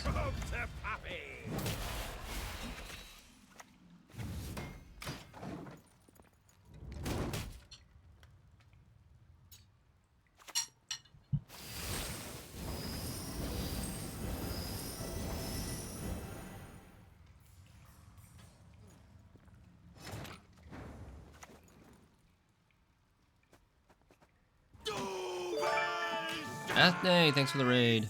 GG earlier. Okay. We went on even. He gets carryover. We get to push. Hello, Mr. Cute Dryad. I should have maybe considered playing Zoltan Chive that turn. But Zoltan Chive actually with the Eudora is 13 points. So. Oh god. Oh god, I got so many bricks. 3 bricks in the deck. Dodge them all. Yes. Dodged. I don't have any swarm though. I don't have any swarm. Okay. Never had your kneecap broken.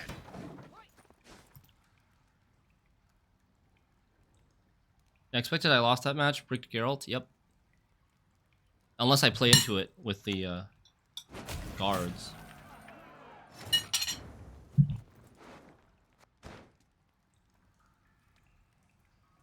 Well, this is awkward. You gonna have another one?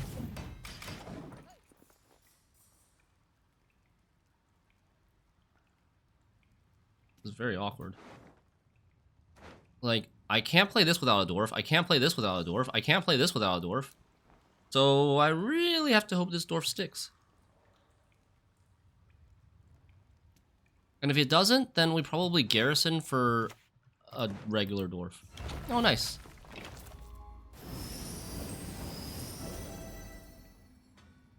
Do we heat wave this candle that's been clicked twice?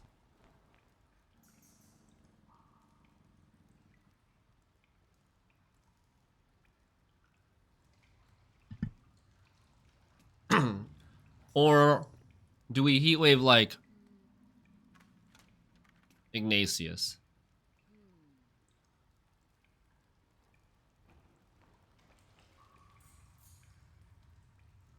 Ugh. I don't know. Heat wave this candle, we're able to kill stuff much better. I think first things first, I think we thin out the...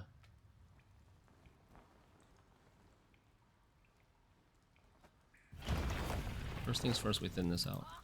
Hi-ho, hi-ho.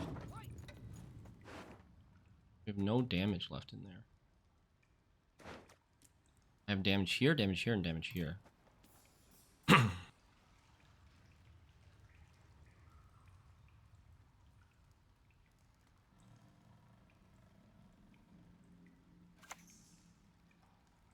needs to hit the streets and do all that clear.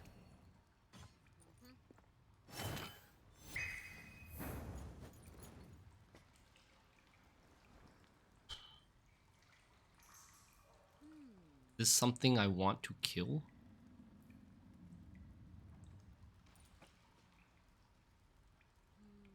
Ugh. The struggles, man. The struggles are real.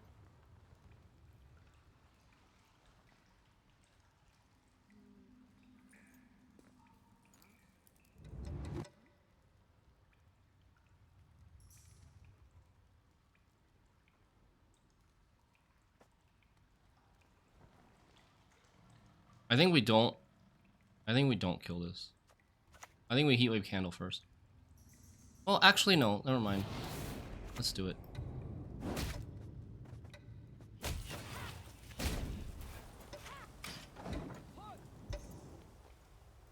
I can have five damage guaranteed, which kills Caleb, which kills Freak Show, which maybe kills Executioner. There's Tunnel Drill.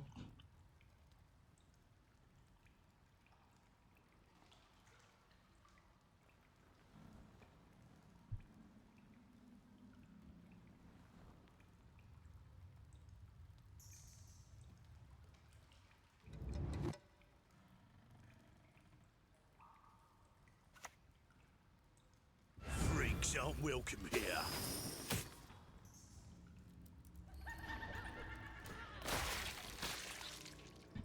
Leader.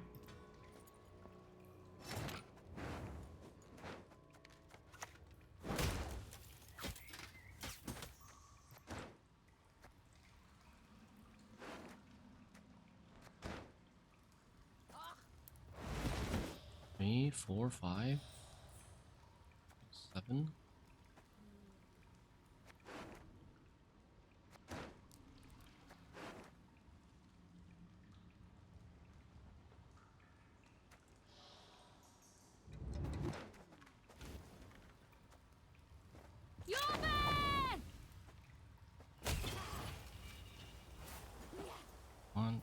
4, 5, 6, 7.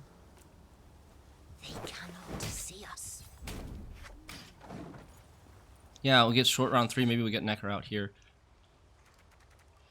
The main problem is, like, yeah, our short round 3 is really good. It's this double Zoltan's Company plus Barclay Elves plus Click Garrison. The job's a job.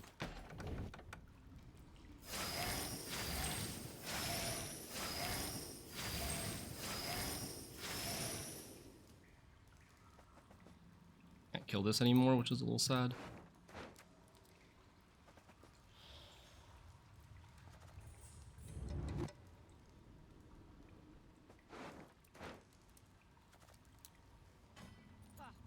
We have Zoltan here. We buff this to keep this alive. The Zoltan, carryover Zoltan might die here. Just because of bounty. He doesn't have that many coins, though.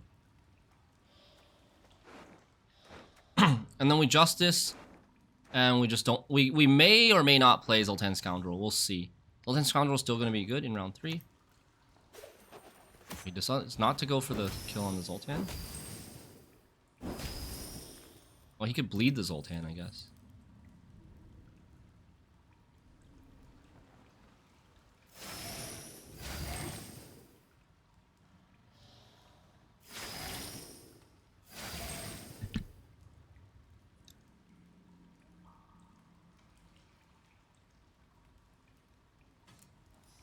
Saves 2 coins for some reason. Get out, you baldy-faced baby.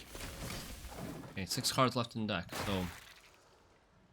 Hoping that... not one of these 3 at the bottom. I really hope it's not like this and this at the bottom. This and this at the bottom would be very sad. Okay, we got the Golden Necker. Oh, there's Purify. Is he gonna go for it? He might go for Bounty, actually.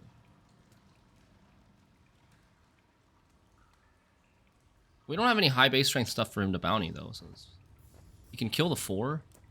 He's got Tesha Mutna Sword. Oh, Tesha Mutna Sword will kill Zoltan, I suppose. The flames of righteousness do not scorch the innocent! Is he even ahead? I think if he leaders... Oh, he's running out of time, though. Catch me if you can. Oh, he doesn't want a leader. Oh my god! By 1, he almost roped out and didn't get ahead. If we play here, so right now we're down 1. If we play, we get 4 plus 5, 9. We'll be up 8. He can't spend on this. He can't spend any of his coins. We'll be up 8, we'll be up 5. I think he's gotta have like Ignatius. We'll be up 8. He needs 9. 6 to 9. 6 to 9 depending on if he wants to use his leader. Morale is 5.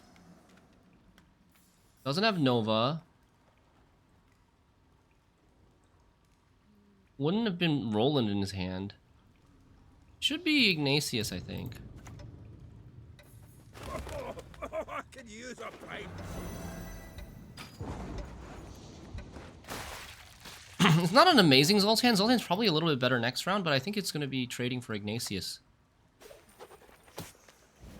That's not enough.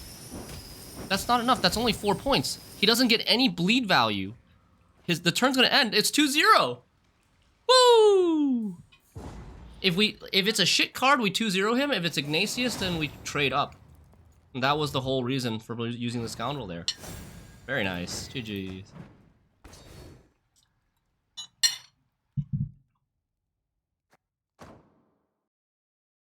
Alright, great. That's pretty satisfying.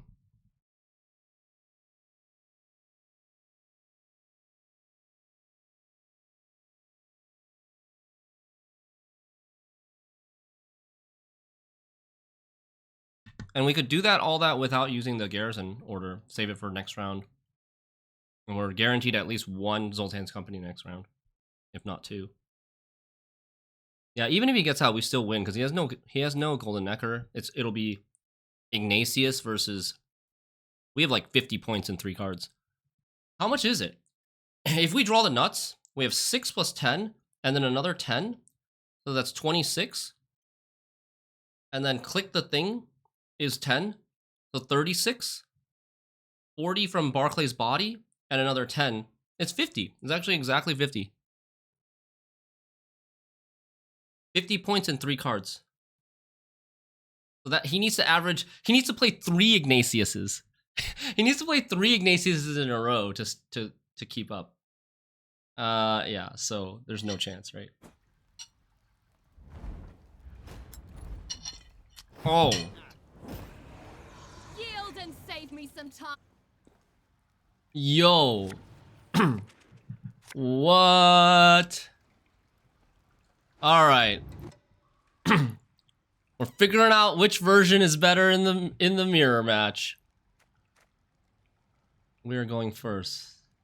He's Renfri. He's got a bricked Geralt of Rivia, but my COC and Heatwave also kind of suck.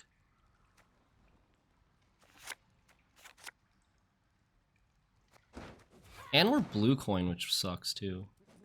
Damn. Blue coin is also pretty shitty.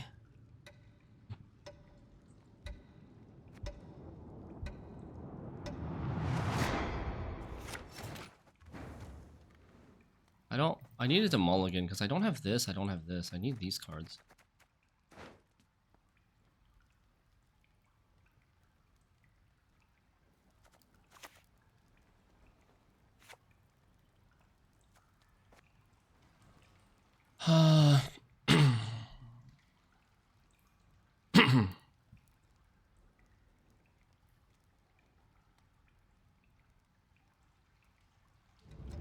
He doesn't play guards. His tallest unit is going to be like a 7.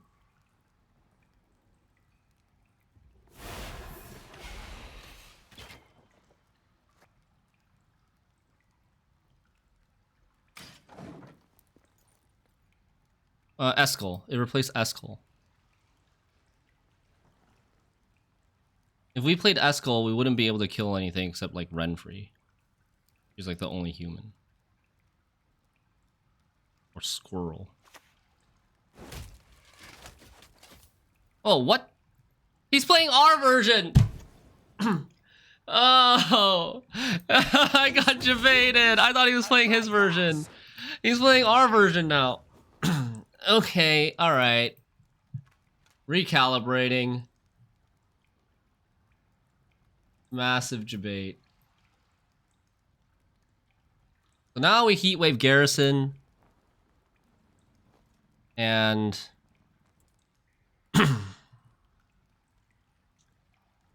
now we gotta be careful.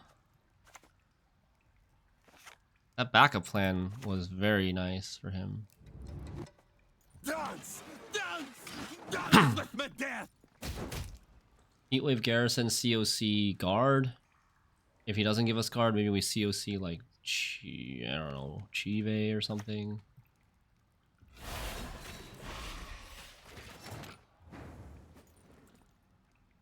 We don't have our backup plan, sadly. Probably just ignore.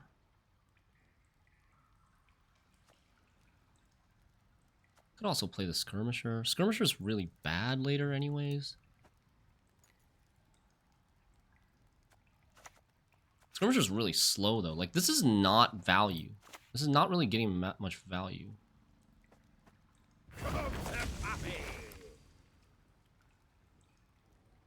Oh, you know what? I shouldn't have done that though. I needed to TA something small. Maybe we played Skirmisher. Maybe we should play Skirmisher anyways.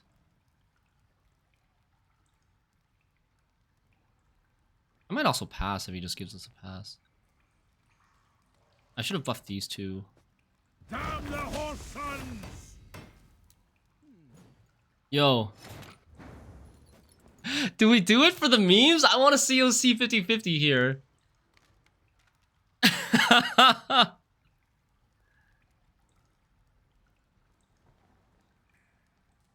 Dude. Dude, it's tempting. Oh! Thank you. That was kind. Oh my god. He doesn't have COC. If he had COC, he might have used it here. I think we wait another turn here. Hesitation is defeat, obviously.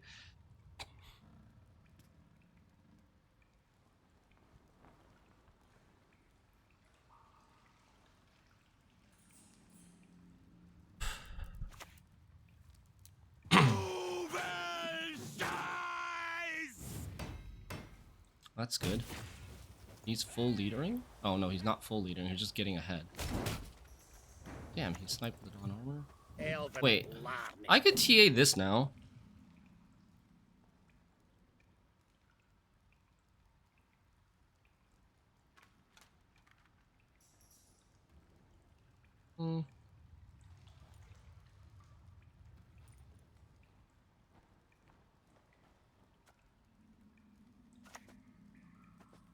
Scoia'tael! Attack!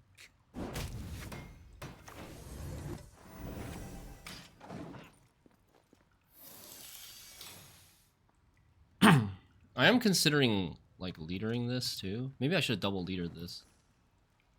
Actually, that's actually a good shout. We'll see. If this doesn't get answered, then we don't need to double leader. We could just kill this.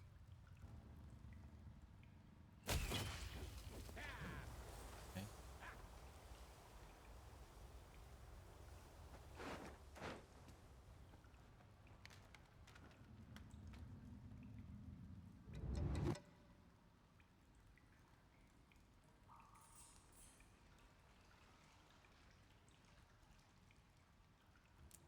I have a kind of weak-ish hand. He's gonna full leader now and try to threaten to win on even.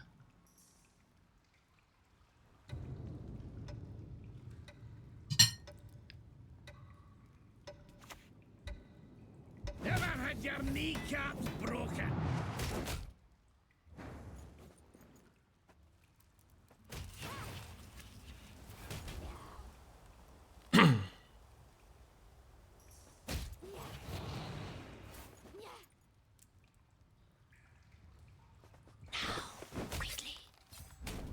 So do I play this as a 7?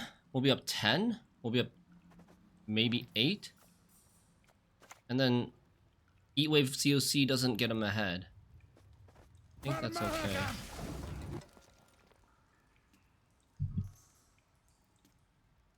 And I think we're passing after this. If he plays Garrison, I'll Heat Wave. And then lose on even. If he... Okay, there's the Garrison.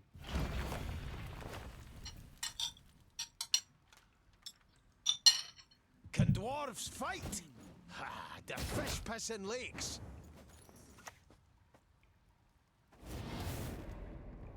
I know I'm not ahead.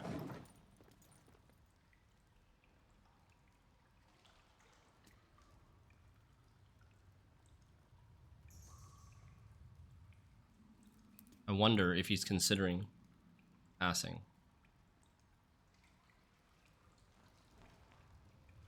Quite bad for us. Normally it wouldn't be that bad if we had a card like that we could play. But all these cards are really good. So if we have to play one more, we're gonna be pretty sad. This is 7 points. We'll be at 33. Oh, nice. Double chase. Oh, that's so... Oh my god, I'm really glad he didn't pass. Because look, he just used up his 17-point play to win on even, but we have carryover, so he can't even dry pass us. So he doesn't really lock in card advantage, and now I should have better resources than him. And if I play a Garrison in round 2, he has to spend a 0 tempo to Heat Wave our Garrison.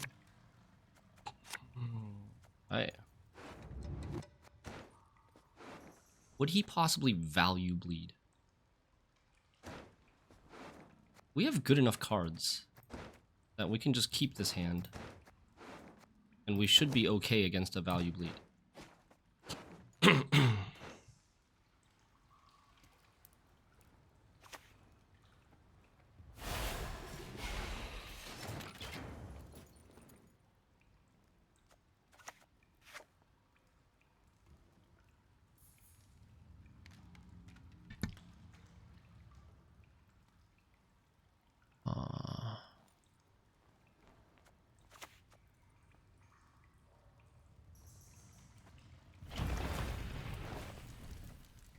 Ha ha! Leave it to us.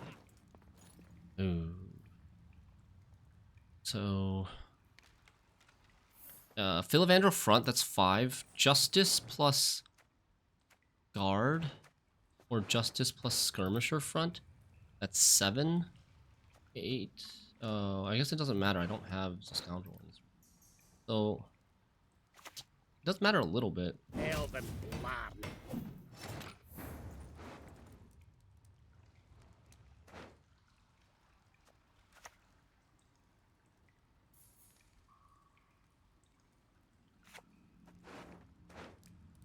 He's playing slow? I'm wondering if I... You know, he's playing really slow. I'm wondering if I should even Justice. But if he's gonna... If he's value bleeding, I kind of need to get this out anyway. Next time it'll be personal. Late garrison, so maybe Heatwave isn't enough tempo. Oh, I didn't see that. But yeah, that's a good point. That is actually a good point. We play it late so that, like, if he Heatwaves, then we Hero Pass.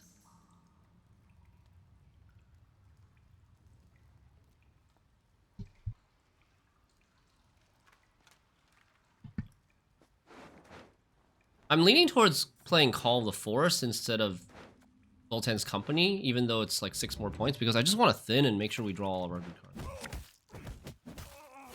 We've thinned the same amount now. He still hasn't thinned his Call of the Forest.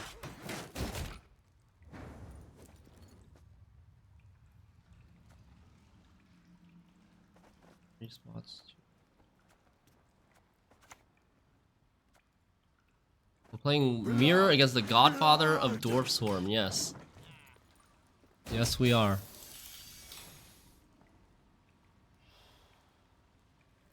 And we have a garrison, he doesn't have a garrison. We Heatwaved his garrison in round 1. At the cost of losing on even, but... Well, not really at the cost, we were losing on even anyways.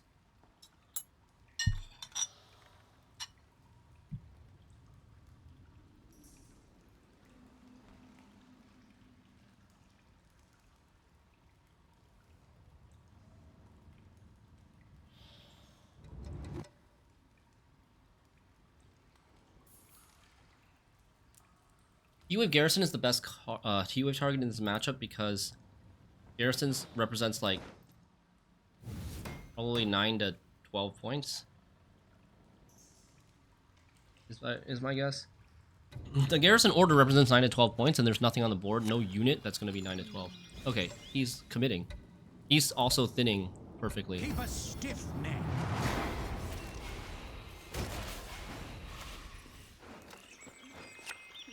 We just copy him. Like, from this point on, we just basically copy him. There's one downside here is that, like, we are out of space with the Zoltan's Company. We're gonna only get 3 with this one. But I think we can probably just play Barclay. Alright.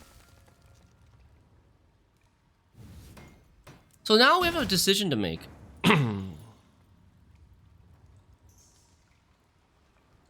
We have a decision to make. Do we click Garrison?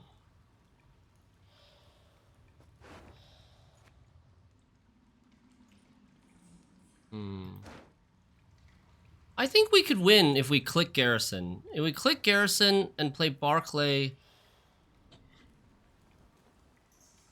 that's 3 plus 7, 8, 9, 10, 11, 12, 13, 14, 15, 16.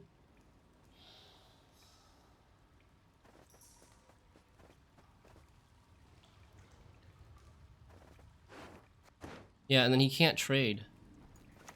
I think we do it. come. Oh, no, no, no!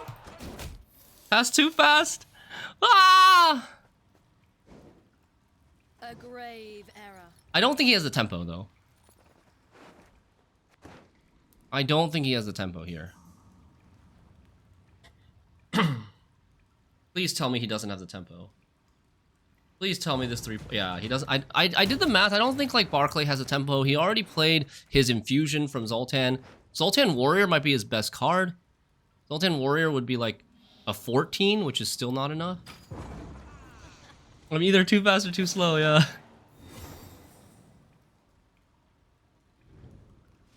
Do I ever worry about people stream sniping you? No.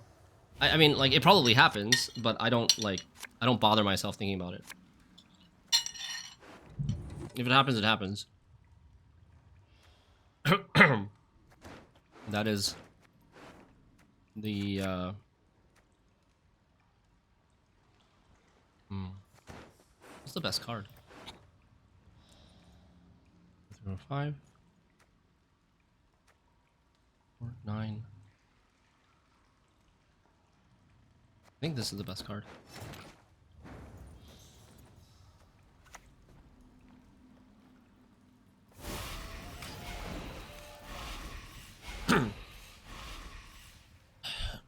Do I Zoltan Warrior to kill 2 Rowdy Dwarves? It's probably not worth it, but maybe this was the best card, actually. Or maybe... No, this is not the best card. He hasn't played his Heatwave yet. Or his COC.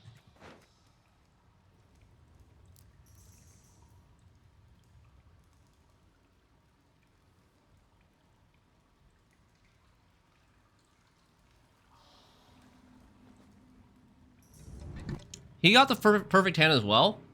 He has company. He has Zoltan Warrior. He has Barclay. He has Heatwave COC. And then one other card. Which is...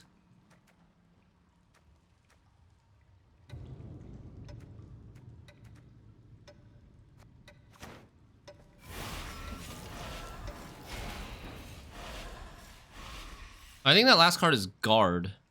Mahakam Guard.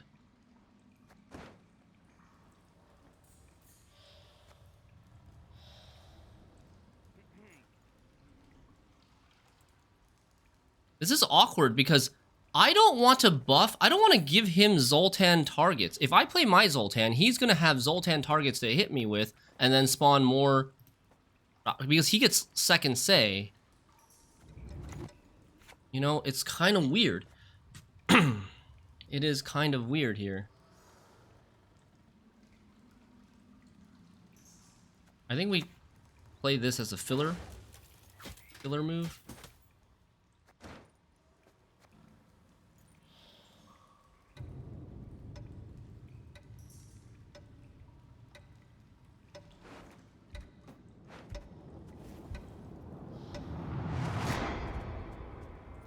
I seek victory, not glory. I'm not sure if this front row is better or not.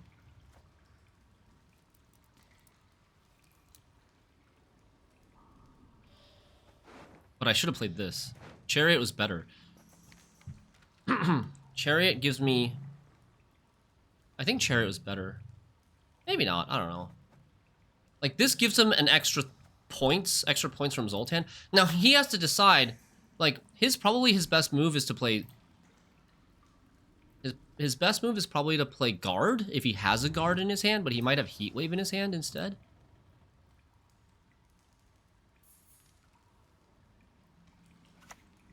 Okay, he blinks. He blinks and plays that, which is great. You just have to play it out? No, I mean, I'm trying to optimize. If I had played this, I think he would have gotten, like, significantly more points. Maybe not. I don't know. I get 2 more points from this as well.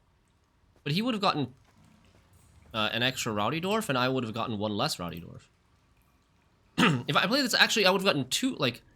You know, I would have gotten 0 Rowdy Dwarfs, he would have gotten 2 Rowdy Dwarfs, because he hits both of these. And Rowdy Dwarves are worth 4 points each? 3 points each?